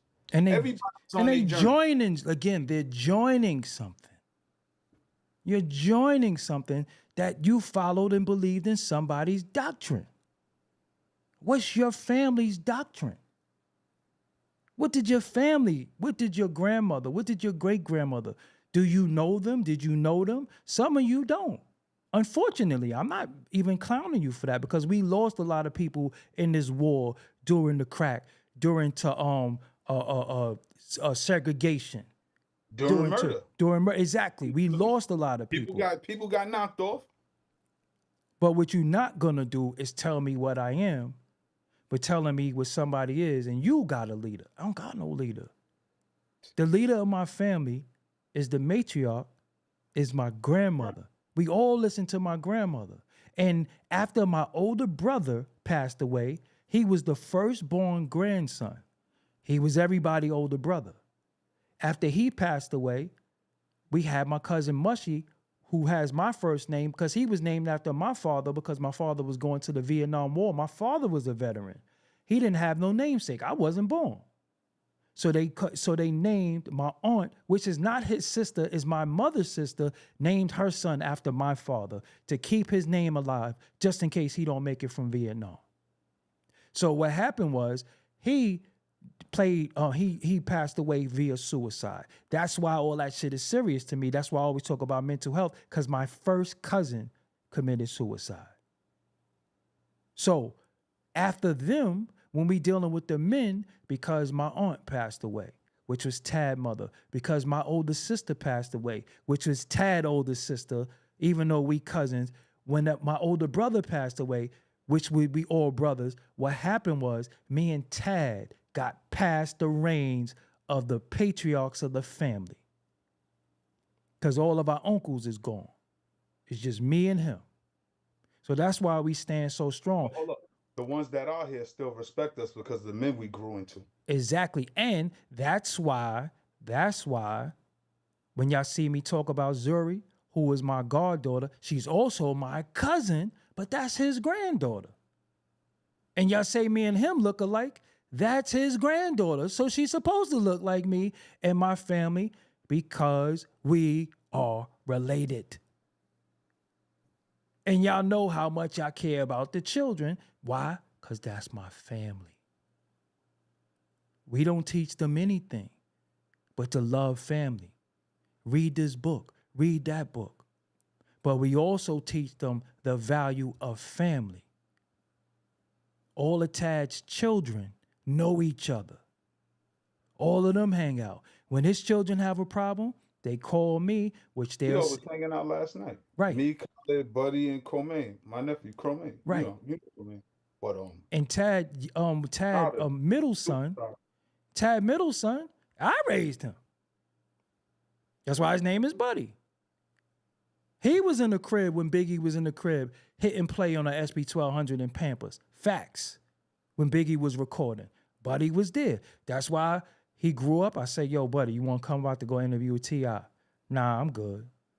Not no knock against T.I., but he done been around the legends in Pampers. It don't even mean nothing to him no more.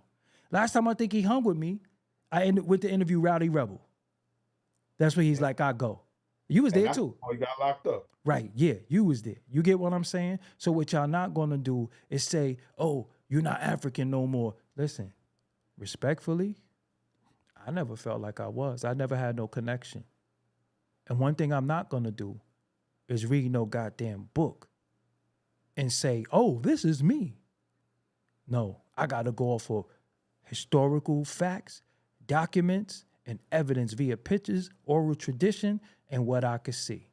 That's it. D-Dubs is my man Dubs is in the building. Dubs from around my way. Shout out to D-Dubs. Tell see D-Dubs from the cloth. He know how we do in our neighborhood. That's family right there. That's family. He from the cloth. You understand what I'm saying? I'm gonna say real quick too, Doggie. Before we close out, yeah. Yeah. It's funny dudes could say for me that I'm not African. You can't tell me that. Right. I have African ancestry. Again, when it's in your DNA, it's in your DNA. But right. I ask me which DNA is stronger. My American DNA. Right. The bloodline I know of factually, not guessing, not saying, well, I think my family come from this region. On my social media posts, I done went about 6 generations up my father's family tree. And my father's bloodline, you don't see no man missing from 1868 on down to me, on down to my son, down to my sons and my grandsons. So when my grandsons become adults, they could go 8 generations up of men in the family. So and this is what I'm saying about rhetoric, Doggie, because everybody's saying, oh, the fathers don't be in the home, black men don't be in the home. That's not true. We might not always share the same address, but I promise you we're in a home, because I don't know too many black men that their home isn't their children's home. They're always welcome in their children's home. So for me, my bloodline on my father's side, there's not a glitch. Nobody's missing, nobody's absent, and no question mark in that bloodline. Same thing on Doggie's side. And it's what I'm talking about, rhetoric, because we keep talking about fathers missing and fathers not being present, and we adopting other people's rhetoric of us being beat up and victimized. And when you see yourself as a victim, you operate as a victim. You have to see yourself as a victor. You have to see yourself as a winner, and you start operating as a winner. A lot of y'all whole rhetoric is, look what the white man doing to me. Look what this person doing to me. What is that? But what are you doing for yourself? Because the ops is always going to be the ops. You got to be pro you. You got to be all about yourself, moving yourself up the ladder in life. Because before you know it, your life going to be over. And when you look back, what you going to see? When you get them flashbacks of your life, what is it going to be? 50, 60, 70, 80 years of complaining? Or is it going to be love and prosperity, you growing your children? My grandfather, my father's father, when he passed in 2005 in North Carolina, buried in South Carolina. He was surrounded by his wife, his children, his grandchildren, and his great-grandchildren. As a man, that's how you want to go out. You want to go out surrounded by your family, surrounded by your loved ones, surrounded by the fruits of your loins, your lineage, your heritage, your bloodline. Right. Send you off properly. Because a lot of y'all don't even rock with y'all family. So when y'all go, I've seen empty funerals. Right. Not you. Deny your bloodline if you want to. They're going to start denying you. But when you get old and you need people, ain't nobody going to be there for you. Call your organization. Look at Doggie. All these organizations we be talking about done faltered, and the membership down it. Right. The membership y'all online. So you know what's deep, right? Because at the end of the day, according to DNA, who ain't African? According to DNA, everybody is African. But again, that is a continent. Included. That's a continent. But when we go to our lineage, if we can't trace it back to Africa per se, right? We can't trace it back to Africa. We knew the transatlantic slave trade took place, and we broke that down how it wasn't a trade because it wasn't equal. Really people kidnapped, right? We knew people were kidnapped. But then it became a point where the customs and traditions was no longer from the continent. They had their own thing that they was doing out here.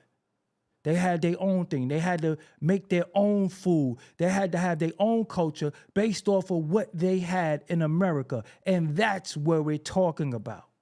So if everybody want to say, yeah, we come from Africa. Okay, cool. How much is the African left in us?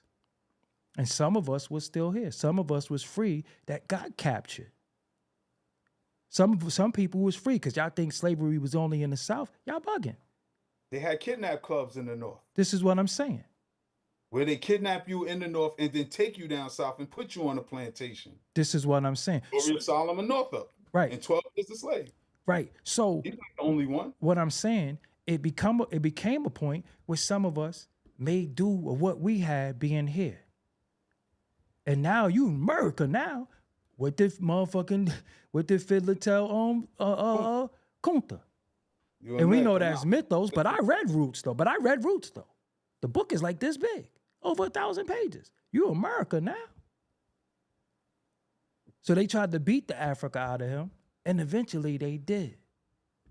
But now when you go in generations and generations and generations down, you adapting to your thing. So if Asians is really from Africa, how much Africa is in the Asian? Based on their migration and where they from, they form and make their own customs and traditions. And there's nothing wrong with that. If you want to be African, I never said that I don't like you. I never said I had an issue with you. Some of y'all that I know are really from Africa. I don't have no issue with you. I don't have a problem. But what you're not going to do, tell me what I'm not going to be. Tell me where I'm not from. And then tell me what I don't deserve. And tell me what you created that I know you didn't create. And see if y'all had kept y'all big fucking mouth closed and stopped listening to Fat Joe and Buster and some of these other people, we wouldn't even be here right now. But we got tired of y'all saying that we ain't shit. We don't have no customs and culture and none of that shit when everything under the sun come from us. Black Americans, all forms of music. Now, we do have some music that go back to the continent. We do, but we don't play that shit. I don't do that.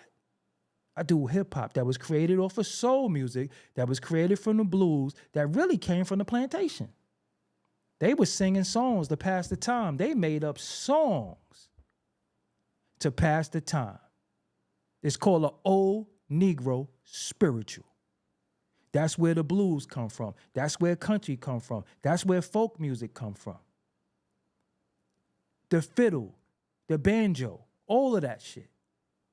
All of that come from us. Muddy Waters. You know what? I should have kept it on cap.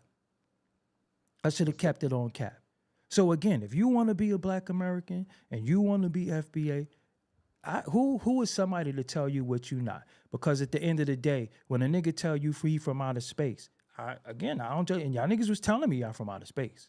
I ain't judge nobody. Hold up. Back in Africa, the doggone tribes say they from outer space. Somebody tell me I'm wrong. Then dudes was... I said they from the star system Sirius B. Been saying that for generations. Then in the 70s, NASA found there's a star called Sirius B. Well, what could be linked? Can't be from outer space? Like, come on, we got to really stop that, man. I done studied and read all of the literature, and some of it is facts, some of it is rhetoric. Right. Now, coming from space, I don't know. Right. I mean, we on the ball, supposedly ball, flat earther, shout out to y'all. We on the ball floating in the middle of space. Ain't we all in space? Right. And then you have people who believe they're the Anunnakis. They believe in the Mayan calendar. Yo, shout out to Billy Carson. Yeah. Because I seen y'all jacking that. Don't front. We seen y'all teachers. Y'all was calling master teachers who y'all was paying. I never paid no tithes to nobody. I never bought no merch from nobody. I never did none of that. And I did to support some of y'all because I got merch I never even wore. I just put a few dollars in dudes' pockets because I know a lot of dudes are struggling. This is what I'm saying. But if I'm want to recognize myself based off my lineage and stop telling me it ain't no lineage if I just showed you mine. So we just popped up out of nowhere. If I just showed you my lineage and you want to tell me you just did that because you following somebody, again, don't get fucked up because I'm starting to get a little frustrated and angry at people telling me what I am based off of what you ain't. Stop telling me what I am based off what you ain't because I didn't join nothing. I just showed you my lineage. And it gets more than that. Because we ain't going to show you everything. We're not going to show you everything, but all I could do is show you back to the Americas. That's it. We don't scratch the surface. Yeah, I could show you back to the Americas. That's it. So showing you back to that I'm the Americas, don't that make me a Black American? And again, the difference between foundational Black American, you can't play that because you have to show that history. But you could cosplay a Black American because Jamaicans is Black Americans when it's convenient. So is Haitians. So is other people when it's convenient. But you can't be foundational. You cannot show your foundation of the Americas, how you help build this country. That's the issue. Just say you don't like me. I'd rather you just say that. You don't like me, that's fine. I don't care. But you know the problem, dog, and I'm glad you said that because I don't want nobody to miss this. Yo, don't come to my house running from yours and then tell me how much you hate my house. Right. Don't flee your country and come to mine and talk about how much you hate it here. Because there's more Black people in Jamaica, there's more Black people in Trinidad and Guyana and wherever. There's more Black people there. Why y'all don't take y'all collective genius and build that up? Why are y'all running here? And I'm not knocking. Come here for a better life, yes. But don't be disrespectful to the people who are already here. And that's where the problem is coming in. And the wildest part that get me, dog, they disrespectful and don't even see that they being disrespectful. Exactly. This is what I'm saying. Everybody's saying a word, but again, them words come out different when you talking through blood. Them words come out different when you talking through blood. Yeah, because we with it. Exactly. And again, you're not going to insult me and say, nah, what I was trying to say was, and again, listen, if you have a Jamaican heritage, no matter what your heritage is, I don't give a fuck. Be proud of it. Be proud of it. But what you're not going to do is tell me what mine is, and you're not going to tell me what I don't deserve in a country that I built. Because first of all, let's just be honest, and we could close on this, Tad. If you came here and you could remember when your family came here, the fuck is you talking about? We didn't migrate here. We didn't come here with a green card. We didn't come here. We showing you back. If my grandmother was born in 1910 and I showed you her great-grandfather, how old was he? That's before the damn Emancipation Proclamation and all that shit. We don't know. He still could have been a slave. We really don't know. He was just free. Or he could have been free. We don't know. That's the only thing we don't know. But we digging, we still learning. But that is my lineage. So when you say it ain't a lineage, it is not this. Nah, you came here. So I'm gonna give you the mic back, but I just want to I'm encourage. finished. Do your own family history. Yo, it is so powerful. You develop a stronger sense of self when you know who you are, you know where you come from, and you can tell people who you are as opposed to them telling you who they think you are. All right. And shout out to my Jamaicans, shout out to my Africans, shout out to all my people, my black folks who ain't from the soil. Because it ain't like I don't got Jamaican friends. It ain't like I ain't got African friends and people that I really rock with. But again, what we not doing is the disrespect. That's when all bets is off and everything's changed. As long as you're respectful, we could rock. But once the disrespect start, you change the game. Dope. I mean, I don't really know what else to say. You know what I'm saying? This was the thing to stop all the disrespect. And look, y'all be talking, let's be honest, man. A lot of y'all be talking this fucking, I'm African and I'm this, that, and the third. You're trying to out African African. Y'all niggas be fucking on white girls. All types of shit that you know you ain't supposed to be doing, but you deviants, you cappers, and you online dudes. What I'm trying to explain to you is, we get active. You know that. So the disrespect only gonna get taken one way when we outside. And I'm not really, I talk online, but when we outside, we not really gonna talk because you already said everything you have to say. Hands and feet when we meet. Some of y'all gotta come into y'all and y'all don't even know it. I'm telling you. Some of y'all gotta come into y'all and y'all don't even know it. Because y'all been very, very disrespectful. How you feel about somebody personally, fine. But when you start saying, FBA is this and FBA. So again, if I say, use the derogatory term towards somebody, then I'm talking about you. If I'm not, go ahead. And another thing, because before we go, it's funny how everybody hates Tariq Nasheed. And shout out to Tariq Nasheed. Yeah, shout out. We don't know him though. Never met him. Right. But it's funny how everybody hate him right now, but was loving Hidden Colors 1, 2, 3, and 4. Everybody was on what's the Haitian movie. Everybody was loving him then. And it kills me. Y'all be like, yeah, he was a pimp. He wrote a book about pimping. This is the problem with our folks. We don't allow each other room to grow. Give that man, that's what he did in the past to make his ends meet. What it cost you? Everybody got a past. If you knew my past, y'all be like, I shouldn't even be on no platform. Because we all should afford each other the room to grow. We should all let each other redeem ourselves. And what we encouraging you to redeem yourself because you out here talking foolish.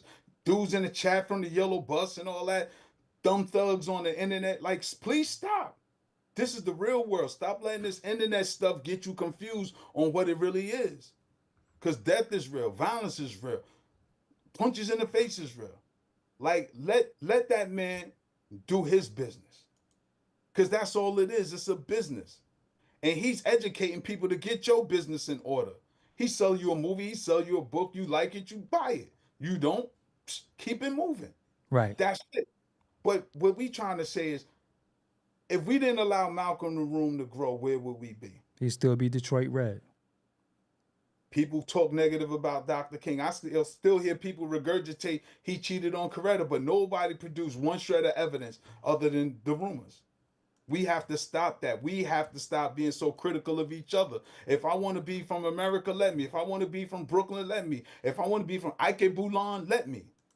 Right. But let me tell you who I am. Don't you tell me who I am, because I don't see y'all approaching them Hebrews. I don't see you approaching the Moors. Right. I don't see you approaching the Muslims. Let people be who they want to be. Go approach the The Transformers. Right. That's why I said they mad at me for being FBA, but a dude could have a whole nutsack and be in the bathroom and tell you he ain't no dude.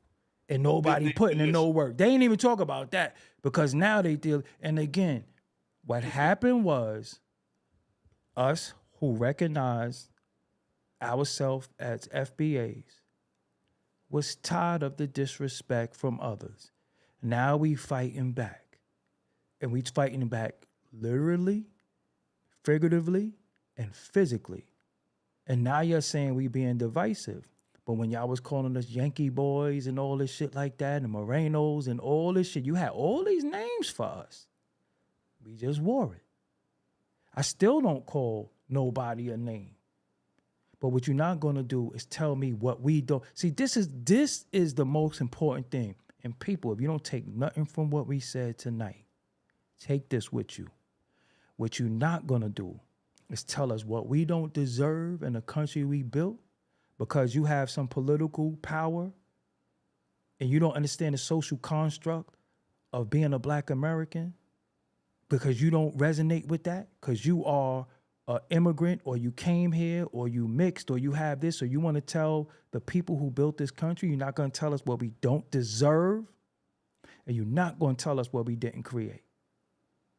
That is the problem because I know what we created and I know what we deserve. And that's why we here today. Y'all the main ones blocking reparations. Y'all the main ones saying we didn't create this and we didn't create that. We did this, we did that. Y'all didn't do that. That's the problem. That is the problem. That's why I'm pissed off. Because when you come for hip hop, now I'm here. I'm here. I'm a hip hop baby. I've been all into this hip hop, immersed in this culture from 12 to now. And many of you haven't, but you saying what you created. I predate Busta Rhymes. I predate Fat Joe. And I was just younger than them though, but I was around the greats. So when you say we don't have no culture, customs and none of that, and everything you do, the way you talk, the way you walk, the way you dress, that's culture. The food you eat. The food you eat, that's culture. So you can't say that about people who really, really put it on the line. My family was war veterans. My father was I got his flag right there, Vietnam. And he was a Black American. You understand what I'm saying? So you're not going to disrespect us, but say, but I'm not talking about you. How? How? You are talking about me. So if I want to be a FBA, deal with it. Deal with it. Just don't be disrespectful. Because I don't give a fuck about you. I ain't going to call you no name or none of that. But see, reason why y'all get called names too, because y'all keep butting y'all nose in conversations that we be having amongst each other. Y'all keep interjecting yourself. Y'all keep saying, oh, nah, it wasn't this. This wasn't that. How do you know if you don't even go far back? Again, y'all always say what we don't deserve. Y'all always say, oh, y'all lazy. We done heard it all from y'all. Y'all lazy. Y'all don't got no culture. Y'all don't want to do this and y'all don't do that. Y'all all on well. That be y'all saying that shit. But when it's convenient, I'm Black. But listen, just because I hang with horses don't make me a fucking horse. Just because I got a stable don't make me a horse. Just because I could go around a bunch of Dominicans and look and blend in with them don't make me Dominican. I am what I am, and what y'all like to do when it's beneficial. Y'all want to be a nigga, but nobody want to be a nigga. Now y'all even use nigga more than we do because we done stop using the word. Now y'all the niggas. All around the world. Y'all dressing like us all around the world. So again, if we don't have nothing, why do y'all copy everything? Because I don't copy y'all. I don't copy y'all. When you got on your kufi, your dashiki, whatever you is, I don't, listen, do what you do. That's you. But every time we do something, y'all take it and y'all took rock and roll. Y'all took heavy metal. Y'all took the blues. And y'all foundation and y'all music, huh? Jazz. Jazz. Y'all took jazz. Because after a while, it was Kenny G and Yanni and all these people. You didn't even hear about John Coltrane and Thelonious Monk and Ron Carter and Art Blakey and all of them. You didn't hear nothing about none of them. You didn't hear nothing about none of them. Even when hip-hop was sampled and made, it was sampled from old soul music, the breakbeat, the drums. Wasn't no reggae, wasn't no ska, wasn't no Tito Puente, Hector Lavoe. None of that was getting sampled. None of that was getting sampled. And the Puerto Ricans started it. Why you wasn't sampling your own music? Because you know for a damn fact, you wasn't in the crib. All y'all got birds in y'all crib. All y'all got a picture of Jesus up. Y'all got your Santeria candle and the damn pot. Y'all believe in the three wise men. Stop fronting. And y'all got your customs. And we never said nothing about that. We still gonna eat your arroz con pollo back when I ate that shit. You know what I'm saying? That's y'all thing. But how does your customs come from another country? But our food come from here. The shit we was making come from here. So was they in Africa eating fat back? And collard greens? And slab bacon? Think about that. Fat back and slab bacon. They wasn't eating that shit. Cans of ravioli and Spam. They wasn't eating that in the continent, even when you go way back. Only common food we might have had was the yam. That's it. And maybe a couple of other things. Well, we was over here eating pig and swine. That's Black American shit, because they don't eat that in the continent. And collard greens. And collard greens. Put them in the tub. This way, yeah, put them in the tub with a little chitlins. They don't eat that shit. Mac and cheese. They don't eat that shit. So even our food is from here, just like Puerto Ricans got their food. Jamaicans got their food. That's why you say, I'm going to get me some Jamaican food. When you get Black American food, what is it? Soul food. What do we got? Soul music. So that automatically means that we different based off our customs and our traditions. So if we all come from Africa and we all African, how much African is left in you? Or you going to look for it because you read a book and this person told you this and Dr. Ben said this and Dr. Clark said this. Dr. Clark also told you we don't have no friends. Who was the friends he was talking about we didn't have? Who wasn't the friends? Ate pork too. What'd he say? And Dr. John Eric Clark ate pork and he was a Baptist. So was he a sellout? Was he a sellout? He said Malcolm used to tease him and call him a pork eater. So again, that don't take away his knowledge and what he's done for the people. Nobody calls nobody names. Nobody's disrespectful. I'm not disrespectful for nobody, but you're not going to make me deny mine based off of who you don't like and who you think I'm copying or mimicking. I know my culture. Half of the shit y'all eat, I don't even eat that. It's called soul food. Some of the greatest, worst food you can eat. Yeah. That's why a lot of us is diabetic and have high blood pressure and all that other shit. They don't got that in the continent. Some Jamaicans is vegans. They don't eat meat at all. Some of them eat every part of the cow. Yeah, exactly. That's where you think tripe and all that shit come from. I don't eat that shit neither. But that's them, though. I never said, yo, how you gonna be Jamaican? Yo, if you identify as Jamaican, that's on you. How can we tell them they're not Jamaican? Right. If they come from Jamaica, how can I say, you not Jamaican, you African? Yo, how you saying you African in Jamaica? And then my whole thing is, if you so African, go the fuck back to Africa. Where part of Africa you from? What part of Africa you from? Because African is a continent. That's like saying, yo, I'm South American. What part? All of it. So you was a part of the warring tribes. You was a part of the people who didn't get along. You got to make shit make sense. And I understand a lot of y'all, again, like me, come from Pan-African ideology. Because again, like I started this shit, I felt like when I seen black people being oppressed all around the globe, I was like, nah, I'm not having that. We was yelling free South Africa. We was worried about apartheid. We was worried about all that. We was whooping ass in the street. We was protesting. We was doing all that. But now y'all niggas be like free Palestine. Y'all doing all types of shit. Y'all trying to out African to African. Seriously. You wearing dashiki, you wearing all this shit. Where's your customs from?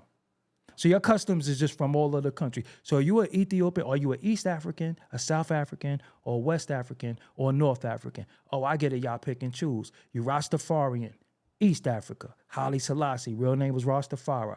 Oh, you North African. You are more. Or you South African. See what I'm saying? And it's African continents that you brought, African countries that you brought up, that was named by Americans. What you think Liberia is? It was founded, another country in Africa was founded by the colonizers. Look up the Congo. Look up Rhodesia. So if your DNA say, hey, you from the Congo, so what was it before it was the Congo? So you from the Congo, a place that... Rhodesia. Rhodesia. After Cecil Rhodes, the Rhodes Scholar. King Leopold. You understand what I'm saying? So again, if that's what you are, don't tell me what I ain't. And don't be disrespectful, because I don't understand why so many people who I recognize as black is so offended that I don't want to be African with you. If I don't want to be African with you, why you just don't say fuck me then? Block me. Unfriend me. Why? Because I'm a free, independent thinker with his own outlet, who way more successful than any of y'all. I don't even be stunting on people. I blend right in and walk amongst my people. But what you not going to do, I seen someone pussy nigga talking about niggas better work out, get in shape and all. What you think we be doing? Who you think you talking to? But why you don't say that to the other groups? Why did we become, because you think about it, the brothers in the NOI and our Hebrew brothers do not get along. They don't think the same. But dudes will respectfully go to their corner and stay away from each other. They'll intellectually spar every now and again, but you rock with what you rock with, I rock what I rock with. So if you this and you that, what have you built? You know what they do, Tad?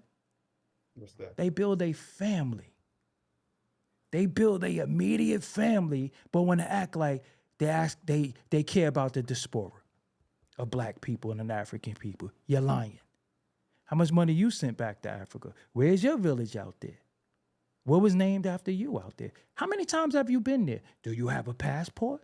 Or do you just put on a dashiki sometime and call yourself Mufumbi and say some of the words that you learned and now you African? Fuck out of here. That's your thing. I don't care. I don't even have a problem with it. But why the fuck you just don't go back? If it's so great and everything is there and all the riches, because you know here is where it's lit at. You know why? Because we made it lit. Black Americans, we took nothing and made music, made dress code out of rag. Think about it, they gave us rag, they gave us hand-me-down, and we styled it. We took the poorest food, shrimp, shellfish, and made delicacies out of it to where it became expensive now. That was supposed to have been the scraps. That was the scraps. We took all of that. Why? Because you could go online and fish for that shit. So we was eating the shrimps, we was eating the lobster, we was eating all that. And then when they seen how we flipped it and bounced it, they was like, oh shit, it's worth something. Everything we give flavor to. Then they take it from us and sell it back to us like we ain't the ones who originated it. So they invest in stuff that we love, and then they say, oh, yeah, that's what it be. That's what it be. They be like, nah, you ain't gonna be sitting there dropping too much information on your people. You ain't gonna be doing that. Yeah. And listen though, Tad, I know you more than anybody. Yeah. Have hugged everybody. Yeah. Every walk of life. We hugged everybody. We embraced everybody. We grew up sociopaths. Like when you really look back how we grew up sociopaths. But we used to see everybody that looked like us and embrace them. We never even we never even separated ourselves from anybody. Nope. We just said what we was. And people telling us that's divisive. Look, like I said, I done sponsored schools in Africa, took my money over there, built organizations here in the US. That black men, No, African. that African men in the U.S. don't even support. Now let me give you another one, and I'm closing on this. Yeah. Before I claimed anything, before I identified with anything, I was just a black man on YouTube giving y'all content. For how long?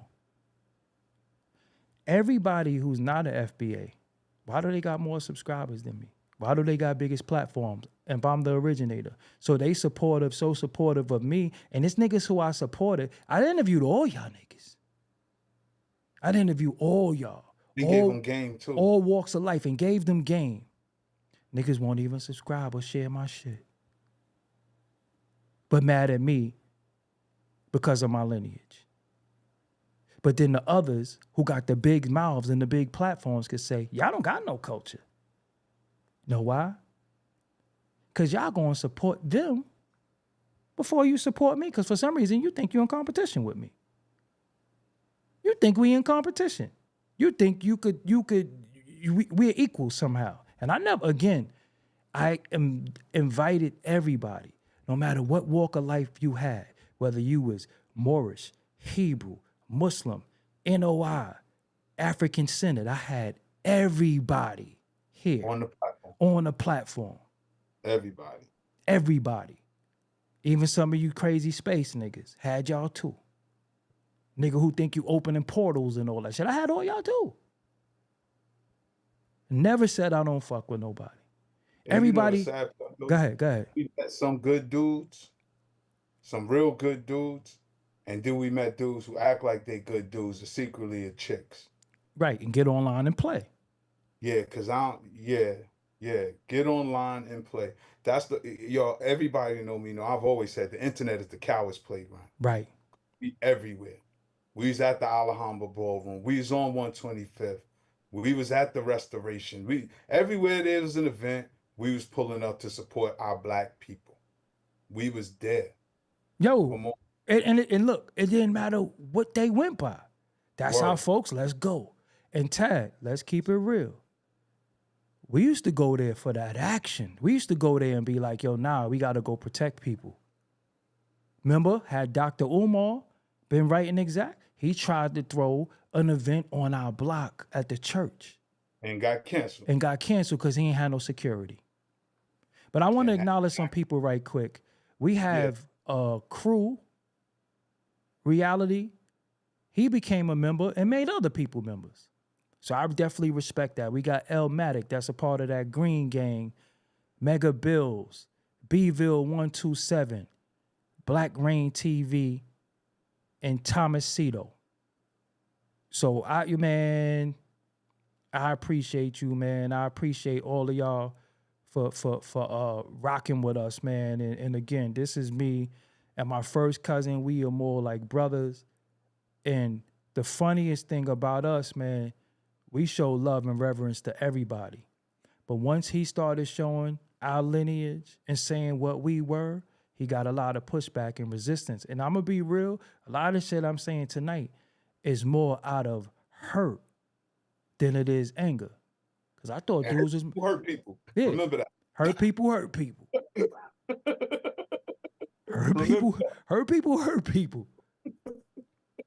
So again, what I'm not going to do, and Taz said this, I'm not going to be bullied into your ideology. Y'all not going to make me denounce my family. And whatever title I go by, that's just what it is. To my Jamaican brothers out there, to my Haitian brothers, to my family who's African centered, to my family who's Pan-Africanist, ain't no love lost. Why? Why should it be? I don't look at y'all no different. But what y'all not going to do is butt your nose in what we belong, and you could go home if you want to. Where the fuck am I going? See, that's the thing too. Y'all got roots back in other continents. You could be like, yo, you know what? I'm going where my great grandmother lived. Fuck am I going? I could only trace it to North Carolina. Heard they got some good food out there, but that's all I could do. I can't go nowhere else. So if you could go home, that's on you. You understand what I'm saying? Damn, Lex Vortex said some wild shit. He said, yo, it's hard to give up that Pan-African spell, but we got to face reality that it's a pipe dream. Damn. Yo, I I don't said, even know what else to say now. That kind of like, and on that note, yeah. Look, we've been able to lead a plantation. America's the plantation. You free to go. Free to travel, go. go somewhere else. But it's funny, everybody keep coming here. Yeah, taking our shit and saying they built it. That's the thing. It's crazy work. That's the thing. Everybody keep coming here saying that we ain't shit. In my house. In my house. In my house. That we built. That our grandparents and great-grandparents built. And fought for the country. So, hold up. Fought for the right for them to come here. Right. Because if the country... For other black people to come here. Right. That when they came here, didn't recognize themselves as black, but were accepted as black. Because they came in with their customs, their language. You know what's crazy, Doggie? Uh-huh. Because a lot of people got to be honest, because a lot of Caribbeans and continental Africans have told me, when they first got here, the first thing that they was told by immigration and all other organizations, stay away from Black Americans. They was told that. Tell me I'm lying. I want the Caribbeans in here who FBA haters, tell me I'm lying that when your family came here, y'all wasn't told to stay away from us. Look, and all the dick eaters love to say, you got Tariq Nasheed talking points. Again. Because the truth is the truth. Exactly. It ain't no talking point. All right, we back for the last time. I apologize, man. That be me having technical difficulties sometimes. But you know, if I was talking about a bunch of frivolous nigga shit, the stream works. But I hope y'all been enjoying the content. I work hard, man. I do a lot of research. And again, my channel, my platform, it's not about division. It's not about who I dislike that is from other places. But the issues is, again, not going to tell me what I can and can't do. Seriously. You're not going to tell me what I can and can't do. You're not going to make me deny my family. Just like you don't deny your West Indian roots when it's convenient. Just so you don't deny your Puerto Rican roots, your continental roots. Why you telling me what to deny of mine? And why y'all keep telling me where I'm from? If I could show you where I'm from. That's it. Stop telling me what I deserve. Stop telling me how I ain't shit. And stop telling me what I ain't create. And stop telling me I don't have your culture, of your whole look, the way you walk, the way you talk, the way you dress. It's for what myself and my ancestry put out there. That's it. I don't even know what else to tell you. And when it comes to us and what we talking about, if you disagree and you feel like it don't got nothing to do with you or don't apply, mind your motherfucking business. Because when y'all talk about what's going on in Jamaica or anywhere else in the country, I don't even know. When I visited Jamaica, I didn't ask who's the political parties. I didn't know all that shit. I didn't care. I was there in paradise chilling. But one thing that y'all like to do is tell us what we not. Y'all very, very disrespectful. And y'all been doing that shit for years. Y'all been doing that shit for years. Now we telling you, all right, enough of y'all bullshit now. Now y'all coming for the last piece of the Black American pie, the creative part of it, that's global. See, y'all think this is about hip hop. It don't matter. It's still global, and it's global because of us. It's global because of us. That's the issue. It's global because of us. I don't follow no man. But if a man has an idea that I resonate with, I'm going to go with the idea, not the man. But y'all like to say, take the message and, shoot the don't shoot the message, shoot the messenger. Don't shoot the messenger, just take the... Y'all love little cliches and slogans and analogies. You got the same talking point. Because it's the fucking truth. You know how many books I read and forgot? I guess Tariq Nasheed just became an author. Shit, I've been reading shit since fucking early 90s. You get what I'm saying? So again, that's our issue. I don't call y'all no names. I don't care. But I brought y'all content of everybody. Everybody. I brought y'all content. Hebrews, Moors, Nation of Islam, Rastafarians. Right, and y'all, I didn't bring you no Rastafarian shit? Look up my interview with Grap Lover, Pete Rock Brother. I done rocked with everybody. Always been like, that's my bro, that's my brother. But the minute I identified with something that I identified with my lineage, oh, you this now. You're this. You wasn't saying this before. You know what? Because sometimes you realize, hold on. Why I keep plugging that in this way? That's why this shit ain't working. Or why I keep doing this? When you get new information, that's it. I always felt like a man without an identity. So a lot of people, didn't y'all always ask me what I am? Y'all used to ask me what I am on this channel. What I used to say to you? I'm a nigga. I'm black. I never said nothing else to you. I'm black. I've always said that to y'all. You light skin, you mixed? No, I'm black. I never said I'm this. I never said that. I've always said I'm black. You ask me what's my sign. What I said, I'm a nigga. Yeah, I don't even tell you my sign. But as you grow, that's it. But again, I watch many of y'all change y'all God. I watch many of y'all pray to a God and change, and I didn't judge you. I watch you go from saying you God to praying 5 times a day. Denying niggas up in yellow cabs, musty as fuck, waving your arms to Arabs. I watched all that shit. I ain't say nothing. So I can't change my information based off of new information. Oh no, y'all was comedic. I watched y'all do all that shit. Y'all was comedic. Y'all was Christians. Huh? Mayad Hotep. That's the greeting. I don't know that. You know what I'm saying? I don't even know that. But to your point, dog, you know I done went through all of it. Right. Went through all of it.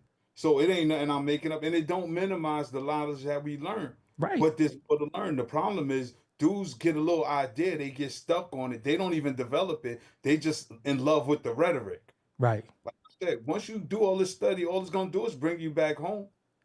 And you on tomorrow, by the way. Tad's channel, as Coach Kendaka put in the thing, is OG Wisdom Podcast. He'll be on tomorrow at 2 p.m. Make sure you support him. My partner is super African centered. Yeah, so, yeah. You know, but that's his walk. Right. We both studied under the master teachers. Like we know this stuff. But then what do you do with the knowledge? Do you sit on it and talk about a pastime paradise, or do you move forward? Because I don't want people to also forget every Thursday, Thorough Black Talk Radio with me, my sister Keisha, sister Marcia, and brother Blacksmith. And that's where both channels we light it up. But my sister Keisha, she was on here a couple of weeks ago. Right. And why we came here tonight is to let you know, we're them FBA goons. Think you should play a little different. You should walk a little different. Yeah, because we not doing that. We don't. We're supposed to be brothers. We ain't supposed to be brothers. We don't wear no gauze. We don't do none of that shit. We walk around with fitted caps. Y'all know I walk around with a big boy on me. Seriously. And I ain't going, Tad don't got nothing. 88 precinct. 88 precinct. Yeah. Tad. 88 precinct. Tad be chilling. Yeah. He don't got nothing. But I'm just saying. Everything. You know what I'm saying? Yeah. Y'all done heard literally, right? We the FBA goons. And we gonna defend the honor of our family. I'm not defending another man. Word. Defending the honor of my family. Say that part again. I'm not defending another man. I'm defending the honor of my family. So when you be disrespectful, you being disrespectful to my family. My grandmother. Yeah, and again, great grandmother, our mothers. Yo, we come from ass kicking. Seriously. And the gym is so good to me. Sometimes I be wanting to see if I still got it. I practice on somebody. So keep with the online rhetoric, the online disrespect. I see all of it. But then again, watch. I'm just saying, because I'm not, again, I talk for a living. He more friendlier than me. I ain't friendly to nobody. I'm only friendly. Huh? Everybody know that. I'm a nice guy. Yeah, I'm only friendly to children and the elderly in the street. Anybody in between? I'll greet you, all right? But that's Brother Tad, who's formerly known as Killer Tad. You think that come from roaches? But when you come into the knowledge of yourself and you realize you was hindering and hurting the community that you're supposed to be building And protecting, because your family is there and your friend's family is there and your brother family is there and the Arab family is there and the Chinese family is there, how could you be a menace to your own community? So what we did, we started building in our community, started having youth groups, started stopping gang wars and all that shit. Yeah. That's what we was doing. Yeah. Right in the community. Right in the community. Right where we live, right where we from the G's that was older than us. We getting calls from the G's that's older than us. Like, can you come out here? They only gonna respect your word. They only gonna respect you. Why? Because what I used to do was, I used to be out here. But I said, F all that. And I started doing this and doing that. Where I had the little gang dudes in the hood. I was directing their videos for free. I would take them, and we used to take them to DTF, and we used to say, if they with us for a couple of hours, we know they ain't gonna get locked up and die. I remember I was some of their Boy Scout troop leaders when they was little dudes. And one of the little dudes who loved me and him, Block, rest in peace to Block, we ain't have him that day. And I remember Buddy saying, him and Tango, he only gonna listen to you or my father. That's all he said. They only gonna listen to you or my father. They don't respect nobody else. Why? Because we never carried it with them. We never sent them to the store, never smoked no reefer with them. They never seen us drunk out of pocket. They never seen us outside. They always seen us handling our business like grown-ass men. And we being able to show them, bro, this is, if you do this, this is the reward for that. So he used to say, I know, Unc, I got to get my shit together. Get it together. I'm here for you. Go talk to your father. Talk to your father. Your father's a good dude, putting families back together, because that's all we've been about. So when Tango and Man was going through it, Tango, Unc, I love you. Now I don't got no love for you. Why? Because you be disrespecting your father. How could you have love for me and respect me, and you don't respect your father, and your father a good dude? No, but listen, go to your father. He wants you to come. He wants you to come there. He want to embrace you. You his son. Next thing I know, they pulled up on the block together. He's like, man, I called my pops, and he wanted me to, I said, I told you, I know your father. Your father a good dude, but you be trying to play him like he a square. He not. And whether he is or not, that's not what it's about. That's what we done in our community. Because community is when everybody becomes family. That's why you'll see, they'll say Waverly Avenue legends, Fulton Street legends. We could walk up and down where we from. Comfortably. But that's why we started taking Gates Avenue, because sometimes I got to talk to 1,000 people. I bullshit you not, literally. It gets overbearing sometimes because everybody be like, I love what you doing. You rep the hood so great. Man, I appreciate it, but I got to go. I came outside to go somewhere. I done been to all the conscious events. Put all of them on my camera. Everybody. Didn't turn the camera from nobody. Didn't say, that's one of them. Or they go one of these weird. I didn't do that. Showed everybody love. So even these niggas who be on YouTube playing with my name and all that shit, they know. Seriously, they know. That's why they be on YouTube doing that. They know. They done been around me in person. They know, shit just a little different when we outside, because when we outside, we got to be the warriors that we say we are. It's many a time this man has been walking down the street and seen elderly black women, black children being disrespected by anybody and whoop their ass. What'd he say to you, Grandma? Yo, you're not going to be disrespecting no grandma out here. You're not going to be disrespecting no black children out here. And don't let them be a other. They don't even get a fair hearing. Nope. Remember that dude on the block who blumped little dude? Yep. Straight up. Because you're not going to be coming around here. Because when we go outside, all the children is ours. We know they mothers. We know they fathers. Some of their grandparents. My grandmother raised the neighbor. This is what I'm saying. Y'all want me to denounce somebody who raised my neighborhood. Literally. Y'all want me to denounce somebody and say I don't come from that? That we don't come from that? She's still alive. Raised her siblings. It was 11 of them, right? More than that. It was so many of them. She raised them, then raised her children, then raised her children's children, which is us. And then raised her children's children's children. She know her great-great-grandkids. Great-great-great-great. Because that's our grandmother, that's your kid's grandmother, and your kids, that's their great-great-grandmother. You know what I'm saying? Larry's great-great-grandmother. That's what I told her. I remember I told his kids one day, they wasn't listening to my grandma. I said, that's my grandmother, not y'all. Y'all better listen to what she got to say. But that's their great-grandmother, the way we knew her mother, our great-grandmother. So again, shout out to everybody for being here tomorrow. I'm going to be back on the hip-hop tomorrow. But I just had to set the record straight. You know what I'm saying? We Brooklyn dudes for real, for real. I don't give a fuck if you in Texas. I don't care where you from. Talk that shit online. Don't get popped up on trying to be cute. Don't get popped up on trying to be funny. Because I laugh and I joke, but I don't play with people. Y'all know how when people play with me, I just always, we don't play like that. That's just Brooklyn. Yo, how you playing? Stop playing. Niggas don't play like that. Niggas lose their life for less.